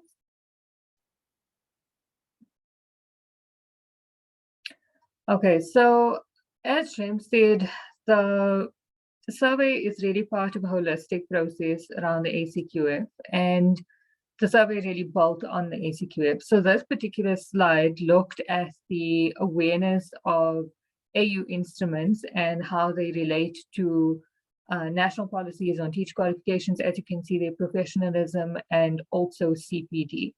So what was a bit of a concern for us is that there's low awareness on particularly, and you can see there at the bottom, the dark blue is the ACQF. Because I said the survey builds on the ACQF, it was a bit of a surprising revelation for us anyway, that many of our respondents were not aware of the process. So again, like James said, the response rate was low. It was only 29%, so that could be, one of the factors. Maybe people who are aware of it on the continent just didn't complete the survey or whatever the case was, but the low awareness is a bit of a concern for us. The next slide, please, James. Okay, the next few slides will just highlight some new trends. So as you can see here, 21st century skills that are required in the fourth industrial revolution. So things that were reported on highly was active learning, creativity, critical thinking, digital skills. And then the more lower reporting was on artificial intelligence skills. And this could be that, African countries or countries on the continent do not maybe see the relevance of artificial intelligence skills. And for us, that is actually one of the good signs, because it shows that, I mean, AI is something that many countries around the world are pursuing and following, but if African countries feel that, you know, they're just not in that spot at the moment, or it doesn't fit within the curricula for the continent, then, you know, we won't be following. And I think that's something that's really good. So again, like James said, the slides will be available. You can explore this in more detail, but things like resilience also is, you know, something that's quite highlighted. And I think in the last 18, I was actually thinking about it today, it's almost 2 years that we within this COVID pandemic. So things like learning to learn, resilience, those are really important skills that we need to, you know, focus on and develop in our curricula and in our countries. Next slide, please, James. Following slide as well. Okay, so here many countries reported, and we spoke about Acqf, you know, through the webinar. So it's really promising to see that many countries have developed or have Acqfs already. 18 countries reported that they do, only 7 reported that they don't. It could be that the 7 countries are still in the process of developing the Acqfs. So it was again really promising to see that many countries have already developed their Acqfs. And then in terms of curricula aligning with the qualifications framework, so the highest there was the descriptors of the Acqf, and that's where curricula and qualification frameworks really do align. And then in terms of levels and cycles, that was also quite high, where the 2 concepts really come together. Next slide, please, James. Okay, with regards to the COVID-19 response and just how countries responded, whether it was with curriculum delivery, catch up, the next few slides will just take us through that. So again, really promising that between 11 and 12 countries reported both, this was in urban areas as well as rural areas. So the dark green is urban areas. And then what is also really promising and enlightening to see is that the rural areas also managed to cover above 50% of the curriculum and managed to deliver about 50% of the curriculum during the pandemic. So in really trying circumstances, you know, it's something new for all of us that we're all still trying to get used to, that at least 50% of the curriculum delivery could take place. So something that, again, we could ask ourselves, what strategies are being put in place for countries to catch up in terms of curriculum delivery, because we do know that that has been severely impacted during these past few months. Next slide, please, James. So there's just a little Menti exercise again. If you can just join with the link that I posted in the chat earlier. It is the most recent message on the chat. And we really just want to see, you know, online education during COVID pandemic, and you'll select whatever option you feel there is most relevant. So online teaching is better than face-to-face tuition. Most of our learners have access to the internet. Online education should only be used in emergency situations, and then hybrid models can also work in Africa. So if you can just join using the code above, it's 67017976, and I see 2 responses so far. Both showing hybrid models can work in Africa, and then online education should only be used in emergency situations. We're seeing more responses come up that say hybrid models can work, both online, both face-to-face, yeah, and a mixture of them. James, I'll allow for a bit more time also on this question. I see only 7 responses so far. More people saying that hybrid models would work in Africa. No responses so far for online teaching being better than face-to-face. I think a lot of us are wishing to go back to face-to-face on a full-time basis, so that might be, yeah. More and more people saying that hybrid models can work. So a combination of both online and face-to-face. Okay, James, I think we can move on. So just some of the methods to ensure curriculum delivery. And here we can see that using online methods was the most reported. 20 respondents said that that was one of the methods that was used. The next method that was quite highly reported on was materials and support to learners. And that could have been in an online form or, hard copies of materials and resources being given to learners as well. The third highest reported method was guidelines to teachers. So just supporting teachers in ensuring curriculum delivery was one of the really important methods highlighted for countries. So what's really important here also to outline is that using online methods is not a silver bullet. It's not going to solve everything as we see. We do know on our continent, things like data costs, things like connectivity, ICT infrastructure is still developing and is much needed. So for us to move fully to, just using online methods, as we just saw in the Menti exercise, it really wouldn't be possible at this point. And we need that combination of both online and face-to-face with the necessary support. Next slide, please, James. So some of the catch-up measures that were implemented to ensure that curriculum is covered in full would be an online system. Again, this was the most highly reported against. Additional teaching time. So, bringing either, it could be rotational teaching where teachers are teaching mornings and afternoons just to catch up and ensure that learners do cover the complete curriculum. That was one of the measures as well. And then also reduction of holiday periods. 16 respondents, they reported that vacations would be cut in a bit, and then that would also aid curriculum recovery. Next slide, please, James.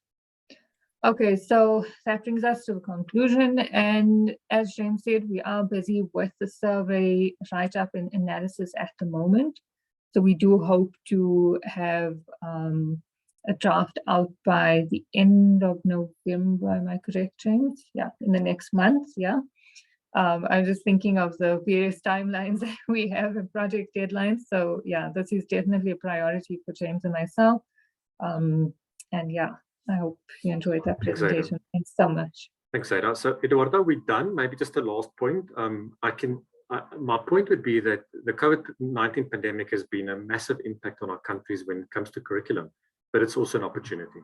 It's an opportunity to think about curriculum differently, about learning differently. And so I think we're in a good place as a continent having this discussion today. Thanks, Eduardo. Thank you very much, James, Zahida. And of course, thanks, Gertrude, although she's not here right now, because Gertrude, African Curriculum Association, is actually the heart, the initiator of this undertaking. And jointly, African Curriculum Association with the ACQF project, we managed to make it happen with this great support of JET Education Services and all those who have responded. Maybe I just wanted to add one thing, saying that the list of respondents is of course entirely put together by the African Curriculum Association and the AU CISA curriculum cluster. And then the team, in this team, we have added names, contacts of a number of countries where we had some gaps. As Zahida just said, and James, end of November, more or less, is the period when we will then have the final report. There will be also an infographic, of course, presenting the most important findings. There will be also a webinar to share already the complete picture of the findings. And naturally, as you can imagine, the questions, the scope of questions covered by this survey is much, much wider than those that were presented today. So that you can really expect a very interesting report that will tackle a wider range of questions than those presented very briefly today as a preliminary, let's say, element. There is we will immediately move to the panel. We have our panelists, our very brilliant panelists already, of course, waiting, and they are extremely busy people. But before going to the panel, I just wanted to maybe add a point to Dr. Ahmed from Egypt. He's saying the proposed ACCF is much more applicable than the ACQF based on your work.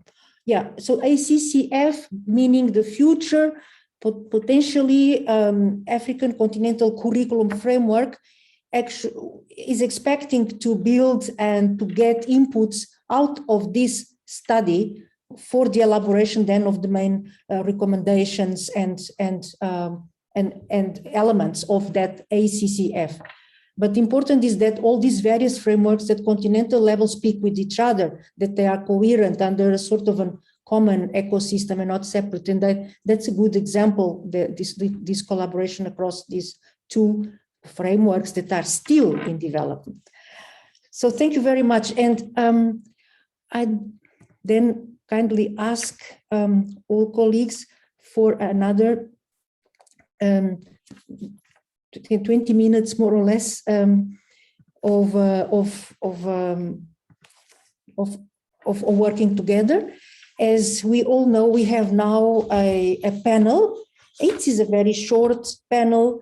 We have 3 representatives of very important organizations. So we have the point of view of a national qualifications authority. We will have the point of view of Business Africa, and we will have also the point of view of workers, let's say, the Organization of African Trade Union Unity. The panel is just 15 minutes, so we have more or less 5-6 minutes per panelist. And I'd like to ask then first Mrs. Jacqueline Mugo from Business Africa. And here we have all the questions that we had proposed. So our panelists can choose to reply to one of them or a combination and let's say do a merged response to these various issues. Let us immediately then move. Jacqueline, thank you very much for being here with us. We know how busy you are. And you also know how important it is to have Business Africa participating, contributing, inspiring the work of ACQF. Jacqueline, I just wanted to acknowledge and confirm that you are here. Yes.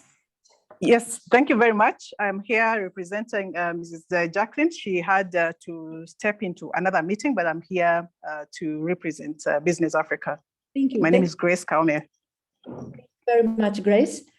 Excellent. Grace, we have these 3 questions, and I'm sure you have discussed well with Jacqueline. So the socioeconomic recovery from the pandemic will require massive retraining, upskilling, requalification of the active population. And this is, of course, very important and concerning for Business Africa and its constituency. Which are the new skills you consider fundamental for a successful transition? And these transitions, various digital, green, automation, social also, citizenship, other skills. So this is one of the questions. Then the other one is, how should these new emerging skills be developed and supported by the qualification system and framework? And in your view, how should ACQF support this transformation? So this is a set of questions, and your reply can address them the way you consider really fit for purpose for business from the point of view of Business Africa. And thank you already, Grace. The floor is yours. Thank you very much. I'll pick it up from there. Apologies from Mrs. Jacqueline. She had to step into another meeting urgently. And yes, from Business Africa, it's true that there is a shift in terms of the skills that are required at the workplace really today. But just to mention, this change has not come today. Prior to the pandemic, there were already changes that we're experiencing. And these were really highly driven by things like, globalization, changes in technology, demographic changes, among others. So currently we have some new skills that are required at the workplace. We have some skills that have been declared redundant or are being declared redundant with time, and others relevant, yes, but insufficient. as we move on.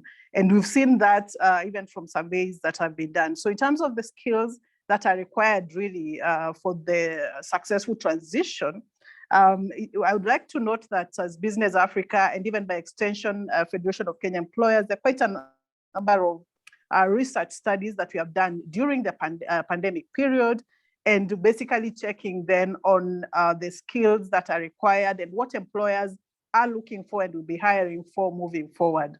I must say I was excited listening to the presentation that just ended, because some of those actually reflected in some of the surveys that we did. And the top 10 that we picked during the pandemic period, one as recent as a survey that we did in June of this year, indicated that one, employers are looking for digital skills as a top skill, and that's what they will be looking for moving forward. You have to have the required digital skills moving forward.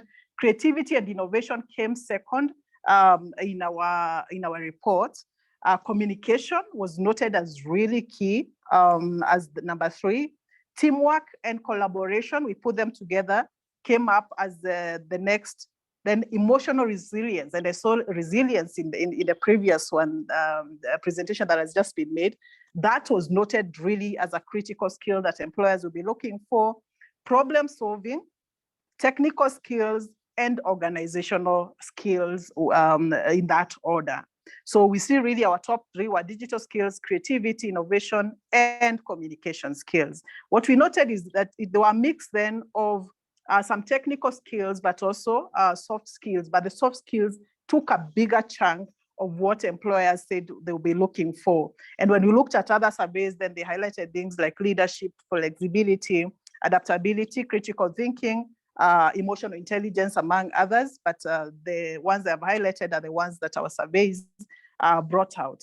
In the next question, then you asked us to look at how these emerging skills should be developed and how they should be supported by qualification frameworks or systems. What we'd like to note is that I think the way forward is really around collaboration.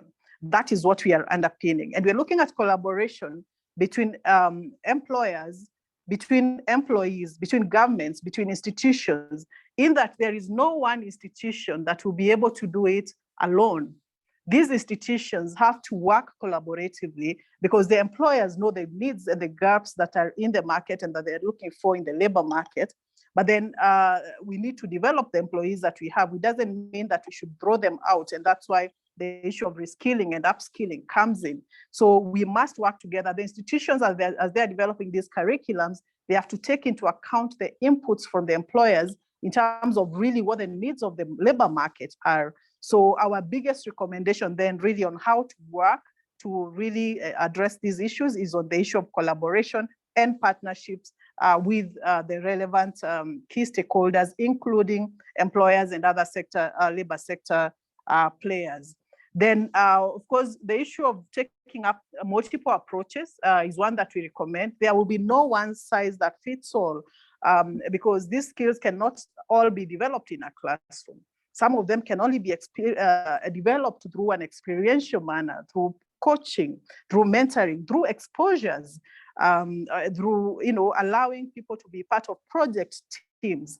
So really a multiple approach to development of skills, look at what works for what type of skills, where possible employers can have, yes, specific initiatives to develop specific skills, but they have to approach it from a very multiple approach perspective, including looking at blended, what in person, what face-to-face, what online, what hybrid works in that case. And how qualification systems and frameworks can support this then is really to ensure that there is that flexibility that is provided for, because employers have a business to keep businesses ongoing and productive. So as people are being allowed to go to work, we must be sure that work is happening at the workplaces. So really, they have to promote that flexibility. Of course, we want people to grow and progress in their careers, and not just in one career, but even across careers, really. COVID has taught us that people who are in certain careers during that time had to shift to others. So then how do we ensure that then there's that cross-functional growth horizontally and vertically? And that's what we are hoping qualification frameworks will do, promote lifelong learning, which has been extensively talked about here, in that even when people retire, even when people get out of employment, they will still have the skills to take them forward to the next level. I'll take on the last question there, which is asking us then to address, in our view, how Esket can support this transformation. First is really to help the various countries to ensure that there is, some standardization, harmonization of qualifications and qualification frameworks at a country level. Some countries are very advanced, some are not all, they're not all at the same level. I'm glad I've seen the DG of KNQA, because Kenya is one of those countries that already has a framework, a Kenya National Qualifications Framework that is in place. So first, if all countries can be at that level, that would be a good place to start. Second is then standardization and harmonization at an African level.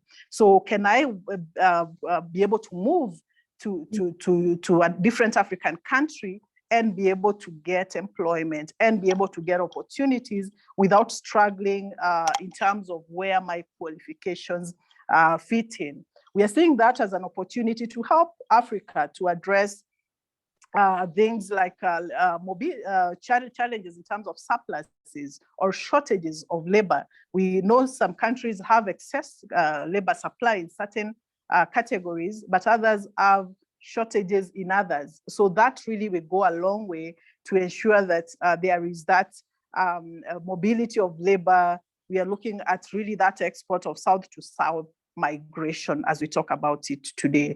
Then we are looking at really QF then supporting implementation of the same.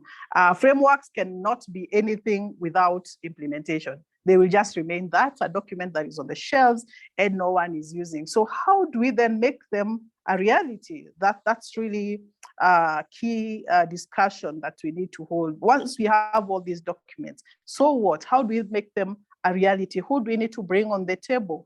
Who do we need to engage to make sure that they are adequately implemented? And lastly, but not least, is then to ensure that all key stakeholders are involved, are engaged in all these discussions, from the frameworks development, conceptualization, documentation, implementation, giving of feedback, monitoring and evaluation of how they are being implemented.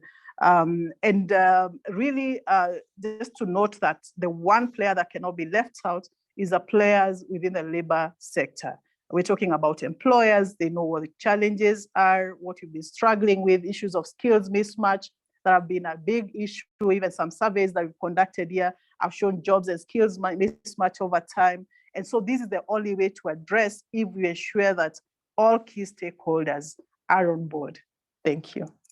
Thank you very, very much, Grace. This was absolutely very comprehensive, evidence-based also. Thank you for using also the results of the surveys, studies done by Business Africa. And thank you very much for all these recommendations towards the CQF. It is very timely because the process is now intensifying development of the policy and technical documents of the CQF. So thank you very much for being here today, and regards, of course, to Jacqueline. And we are very, very privileged for having you with this interaction. Thank you, Grace. Thank you. Thank you. And now we move to another fundamental, of course, player in the ecosystem and panorama of work, trade unions. So thank you very much, Mr. Ude Valentin, Assistant Secretary General of the Organization of African Trade Union Unity. Valentin has been a very assiduous participant of most of or almost all ACQF activities, webinars. He has also participated in the inaugural workshop in September 2019 in Addis.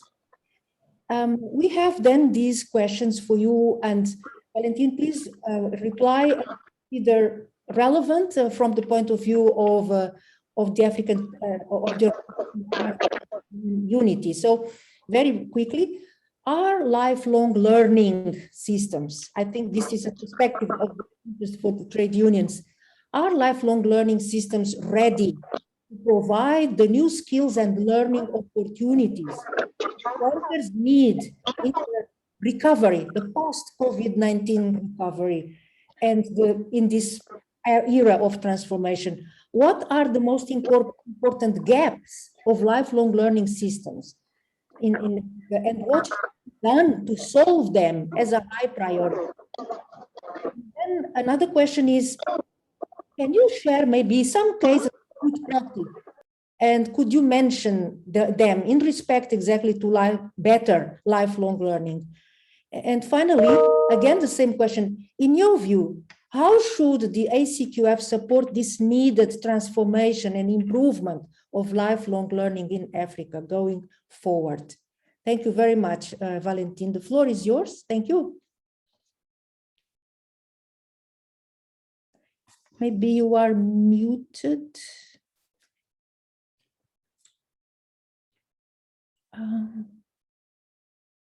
We don't hear you. Maybe you are muted. Hello, can you hear me? Yes, yes, very well. Thank you. And on behalf of the Executive Committee, the Secretary General of Organization of African Trade and Unity, Brother Risky Muzid, and millions of workers, I want to express our appreciation to the African Union and the organizers of the peer learning under the ACQF platform for giving us the opportunity to be part of this webinar. So far, the program has been quite enriching with so many experiences shared from national, regional, and global perspective. Lifelong learning is continuous and dynamic, and has a long towards socio-economic development of society. It is worthwhile noting that in our time, this 21st century, technological changes and globalization, along with demographic and climate change, are transforming the world, opening new opportunities. However, this also poses some challenges to people in obtaining access to decent work and challenges for enterprises in adapting sustainably. Also, the outbreak of COVID-19 pandemic in the beginning of 2020 has definitely caused the most serious disruption to the world of work in modern times and accelerating the transformation that have evolved over years and aggravated existing inequality. Furthermore, in most countries, irrespective of their stage of development, the ongoing social and economic transformation continue to raise this key question about the future of work. What will be the jobs of the future and what skills will they demand? It is an undeniable fact that today in the world of work, skills mismatch are growing challenges in today's labor markets, with many consequences for workers, businesses, and the future of work. This situation therefore demands for a reinvigorated momentum for investing in people's capacities that reflect a heightened sense of urgency and shared responsibility, especially in the post-pandemic recovery process, which then calls for placing greater priority on skills development and empowering people from a lifelong learning perspective, scaling, reskilling, and upskilling throughout all stages of life for a precondition and an accelerator for people to access decent work opportunities and enable smooth transition into labor markets and within labor markets. Skills development and lifelong learning are fundamental enablers of decent work, productivity, and sustainability that can raise the value and output of labor, empower the lives of workers and enrich societies. For individuals, they provide the key to pursue their interests and aspirations and access the labor market, escape from poverty and social exclusion, and adapt to the changing world of work. Skill development policies, systems, and resources in many countries need to be urgently developed and strengthened to meet the current and future challenges. This can be achieved through social dialogue, which holds the key to shaping a training system and improving the links between education and training and the world of work to ensure benefits of structural change and shared structural change are shared fairly. The outbreak of COVID-19 has added new challenges to education and training development systems. Apart from posing a major health threat to billions of people, it has also changed the way people work, communicate, teach, and learn. Businesses across a range of economic sectors, especially small enterprises, have faced catastrophic losses that threaten their operations and solvency. According to the International Labour Organization ILO report, full or partial lockdown measures affected almost 2.7 billion workers, about 81% of the workers as of early 2021, making them vulnerable to income loss and layoffs. Businesses have had to adapt to remote working or find solutions to compensate closures, while workers who lost jobs in certain sectors have had to find alternative employment. Women who bore the brunt of unpaid care work have lost jobs at higher rates than men, reversing recent gender equality gains. In the education and training sector as well, teachers and trainers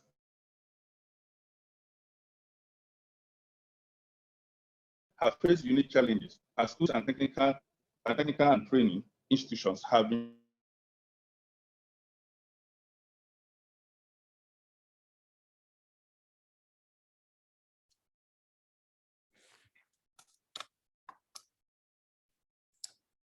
We have a whole. As a whole, on skills policies and system reforms, skills anticipation, skills for social inclusion, recognition of prior learning, and work-based learning, among others.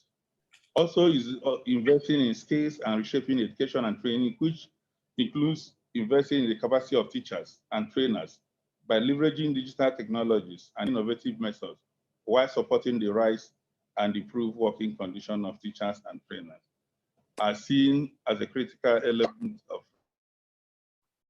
recovery measures across the world. Thank you. For developing countries, the relevance of lifelong education is indeed an extremely important issue.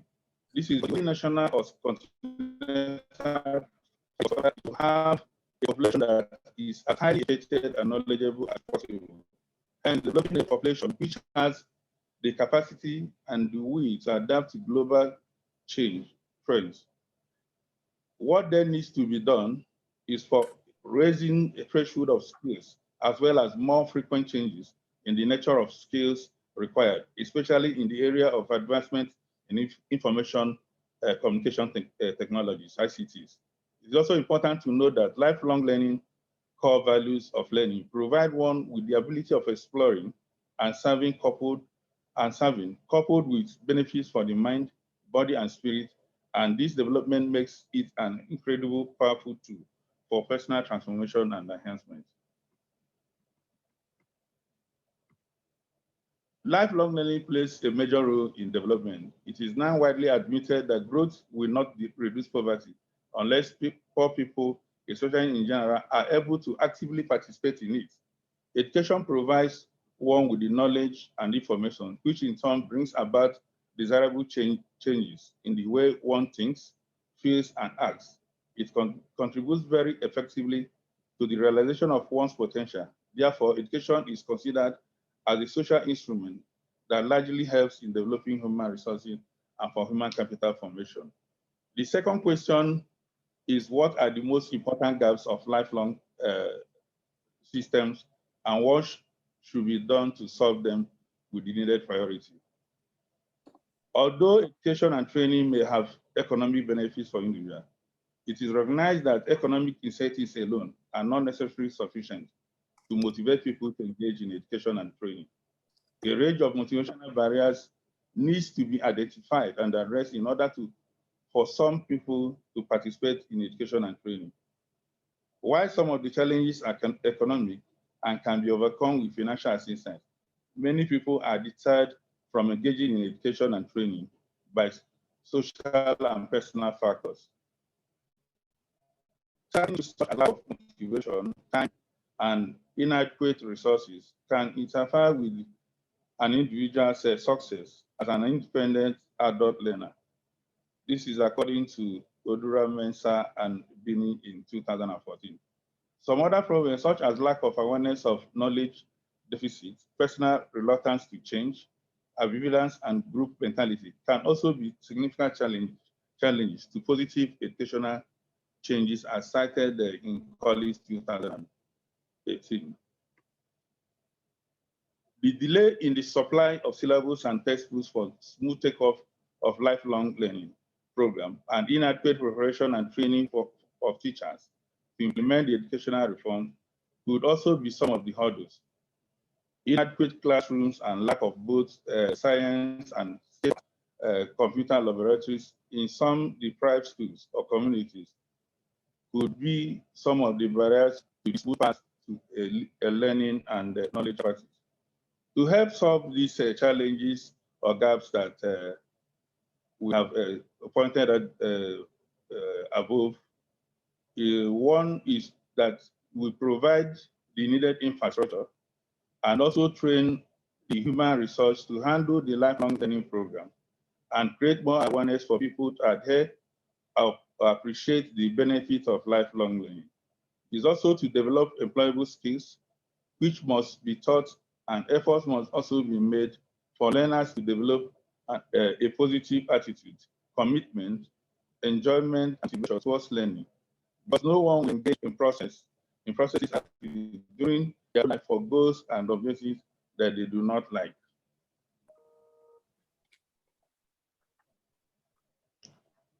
Also is to promote lifelong learning as a continuous, collaborative, self-directed, active, broad in domain, everlasting, and fulfilling, and applicable to one's profession as well as all aspects of one's life, since this has emerged as a major global educational challenge, and it is resolving in Africa. Also, empower institutions and organizers, both governmental and private, because it will help to impact positively on national development. Then the other question is any case of good practice that could be mentioned in respect of better life learning, which are people or worker centered. A classic example is the International Labour Organization Labour Conference 109 section 2021, which has a full report on shaping skills and lifelong learning for the future, which is this is an approach by the ILO tailored towards the betterment of workers.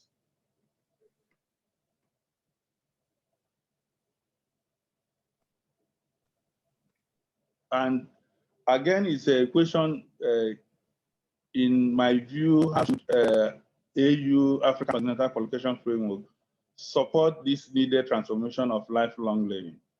AU Continental Qualification Framework support the transformation of lifelong learning by one, for funding, designing policy framework for the continent by engaging all stakeholders, and also ensuring rapid infrastructure development, providing expertise for each constituents, and piloting the framework and later replicating it for the rest of the continent, which is already happening now, and modeling it on the ILO's Decent Work Country Program or the African Peer Review Mechanism approach, and also putting in place monitoring and evaluation mechanism.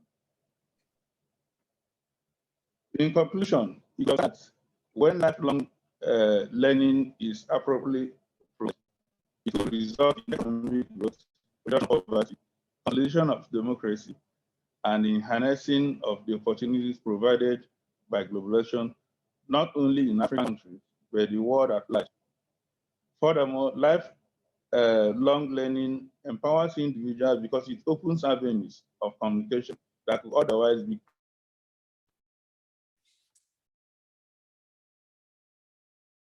closed, personal choice and control over one's environment. It is also an appropriate strategy for the of many states.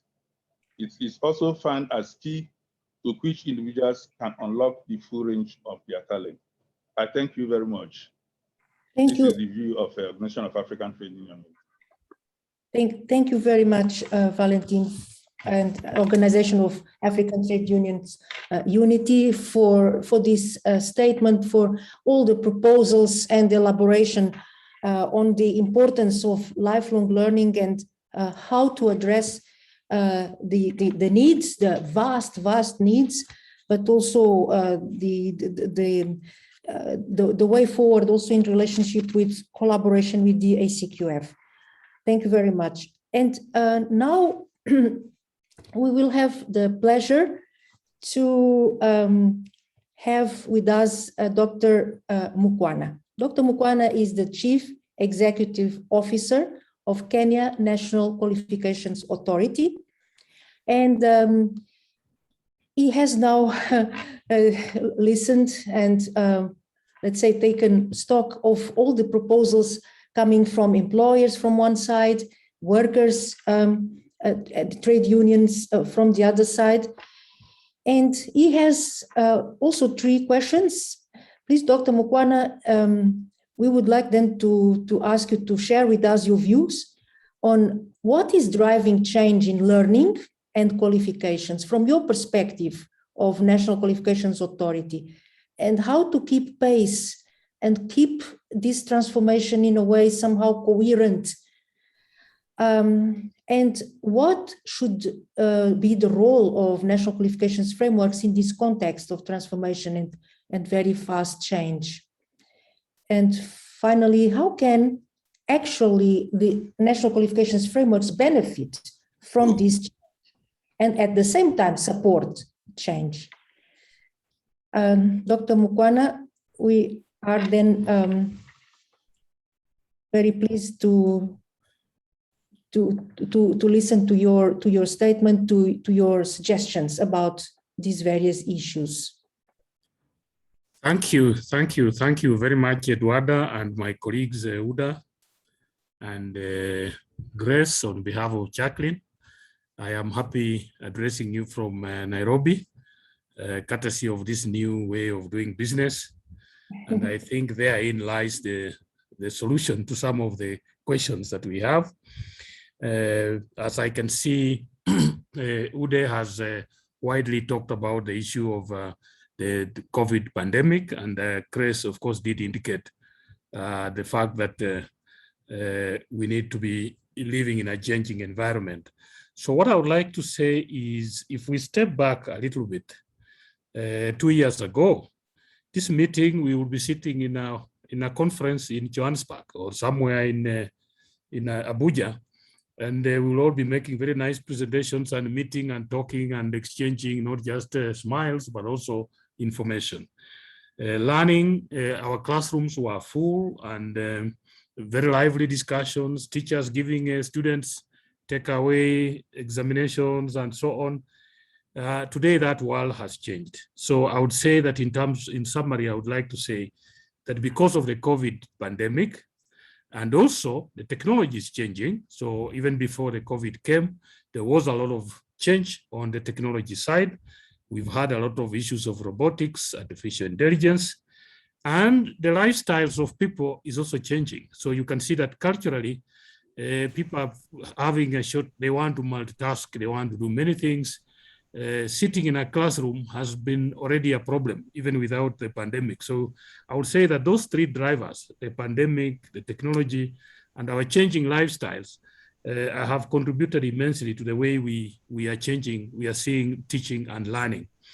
And so we can no longer really fill up a classroom, we can no longer fill up a conference room. And because of this, the tools and methods of learning and teaching are also changing. And from a perspective of national qualification authorities, where we are looking at quality, because Chris was talking about, we want a qualification that is the same standard, that can migrate from one country to another, and we should all be able to say this qualification, we know it. But now the challenge is, if this qualification is being delivered in a very diverse way. Previously, qualifications were delivered in a uniform way. We all sat in a classroom, practical class, field visit. Now we are all at different levels. Some people have internet, some people don't have it. Some people have technology to teach online, some people don't have it. And so the question from a qualification point of view is, as Africa, we would like a qualification that is the same or that looks the same. And when you cross the borders, it remains the same, or it is equivalent to the one that is being offered there. And so because many of us and different countries have invested differently in this technology and the way we are migrating, we are all migrating. If I look at the envelope migration from Tanzania, what we call the great migration, not all the envelopes are migrating at the same speed. So some are ahead of others. And so the problem with that is then the question to ask is, will then the qualifications that we have in Kenya, in Zimbabwe, in South Africa, in Malawi, will they be the same? It's because we all have different resources. And so that is a question. So as we move to the new normal, different countries have different capacities to migrate and to adopt to this new change. And therefore that affects the quality and the comparability of those qualifications, and even the transparency with which we want to give them. And so because national qualifications set national standards for qualifications, we are concerned that we would like, as we change the methods of learning and the methods of teaching, that these qualifications can still remain nearly the same and comparable and of the same quality. The other issue that I want to say is that beyond this change of technology, there has to be a change of the mindset. Because I talk to universities and I talk to TVET trainers, and I meet a lot of trainers and I meet a lot of learners that have not quite embraced this new way of doing business. So they still think that we are learning online for a short while, as long as Corona is here, and then we'll go back to our business as usual. I don't think that we will. So part of the challenge that we have, members, is that as we invest in technology, and as we invest in new ways of teaching and learning, we must also invest in changing the mindset of both the learners and the teachers, the parents, even the employers, because there are some employers, and I'm happy that Chris is here. There are employers that think that online acquired qualifications are inferior to those that are done in a class. So we will need a massive investment in how people take in these changes, so that both at the teacher level, at the learners level, at the parents level, at the employers level, and the society in general, and so on. And because we all need new skills, as Chris has said, and Ude has said, so that we can produce more. So if we think about it, we all have the same goals. We need new skills. We need to take on new roles because of the pandemic and other changing circumstances. We need to work in different ways and still produce the same results. And so technology then comes in, but then, as I've said, the way we perform, you can have new technology, but are we performing at 10%, 20%? Is it 100%? How do we move this forward, especially using issues of access to internet and also artificial intelligence? And so we have a number of people that have really, and so there is need as we move forward to keep monitoring and evaluating how we are adapting as a continent. As we look at maybe one of the things that we need to look at within the framework of Acqf is how do we monitor and evaluate adoption of new technology and the impact of this on the quality of our qualifications and the comparability of our qualifications, so that we, as much as we assume that we are all adapting to this new technology, we have different capacities, so monitoring and evaluation is important.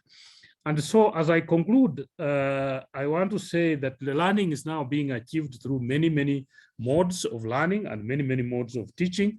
Luckily, qualification frameworks provide the standard. It's like we have the compass, the ruler, that is enabling us to measure each of these qualifications using learning outcomes. Through label descriptors, we are able to provide a standard way of measuring the outcomes of our learning.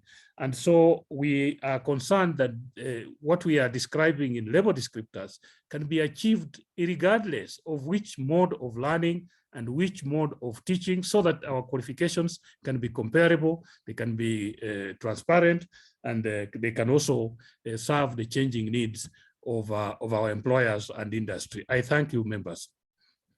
Thank you.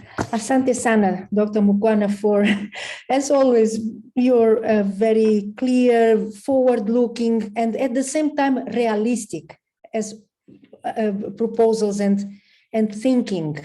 So that's always a characteristic we notice in your way, is this embracing of new, of the necessary flexibility, and at the same time making sure that the compass is there and stays there, so that the ecosystem remains resilient and trustworthy.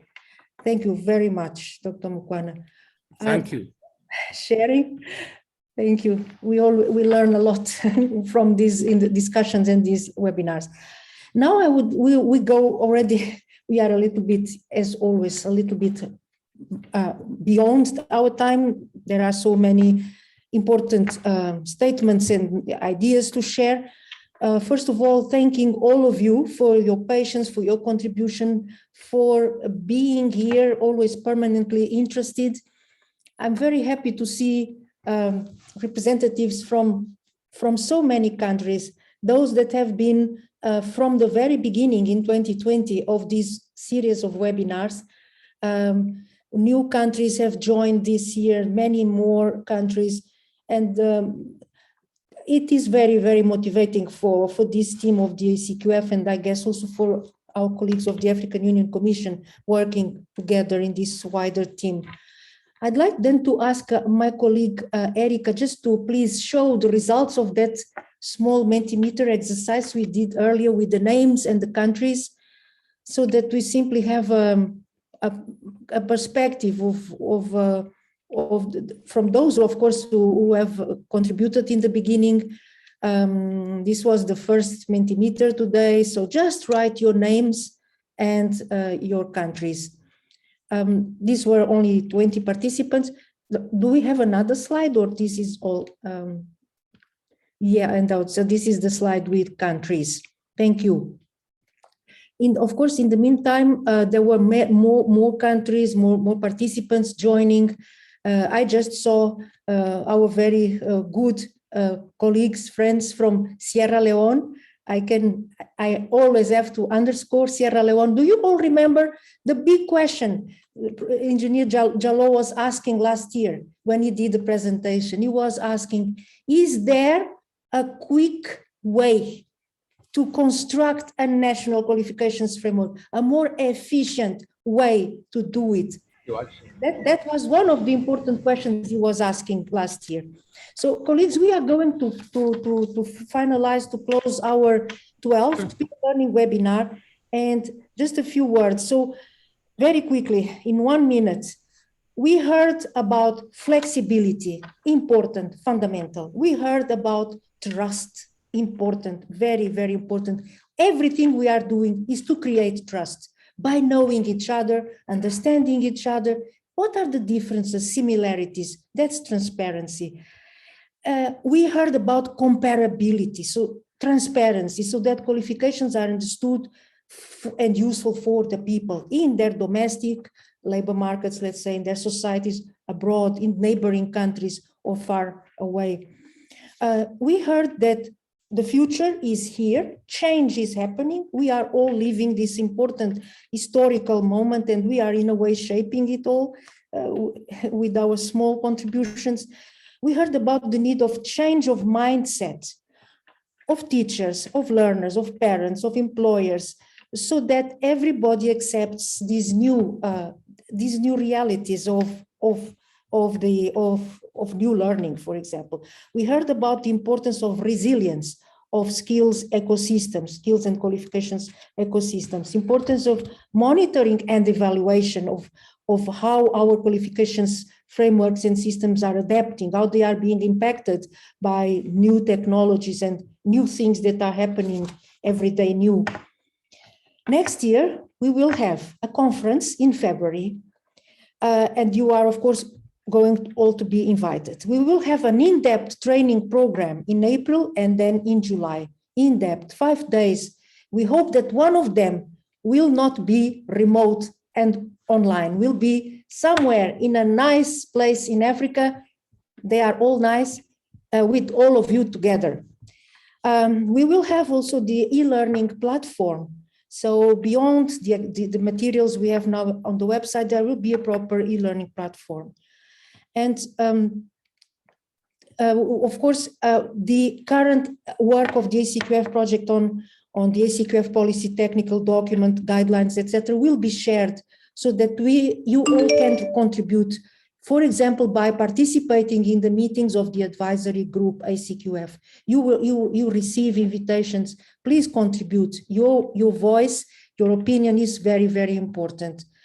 And so let me then, if you don't mind, use one of the statements of Dr. Mukwana right now, saying NQFs, they are a compass, a ruler to measure outcomes of learning, regardless of the mode of learning of people. This has all to be tailored and made people-centered. I'm very happy to see that in the chat box, countries are discussing with each other. I saw my colleagues from Guinea-Bissau speaking with Mozambique and saying, let us talk together and learn and work together. So Felizmino, Ida, Ana Cláudia, Paula, Amilcar, Olavo, you are all speaking the same language. You have a lot of commonalities in the system. Please use this platform or address to us if you need any support to facilitate anything. And you know how to meet each other. So many thanks. And all colleagues, a very big thank you to all of you from all the different countries. And as always, if you don't mind, let us open our cameras and we take a picture. Thank you. Many of you have already the cameras on. So thank you. Many of you have been contributing so much to activities of the ACQF in drafting the reports. I see here Dr. Jacinta. She drafted the Nigeria mapping study. And it was done in a very, very efficient manner with a lot of dedication. Thank you, Jacinta. I just want to use this opportunity to say a special thank you to some of you. Of course, thank you, Amilcar, for having forced us to draft a mapping report on the Cape Verde NQF. Thank you so much, everybody, all colleagues of the team. I see, Esket, a very special thank you to you for all the work you do in managing the budget, the finances, the contracts with all our experts. Thank you very much and wishes of success and all the best to Ethiopia. So now we can do a small picture just to remember this day. Thank you very much, all colleagues, and good continuation, and we continue to stay in touch. Many thanks, all of you. Thank you. Yes, thank you, and bye. Bye. Asante sana. Thank you. Asante, kwaheri. Bye. Au revoir. Deus. Bye. Deus, Paula. À la prochaine. Ciao. Ciao, Paula. À la prochaine.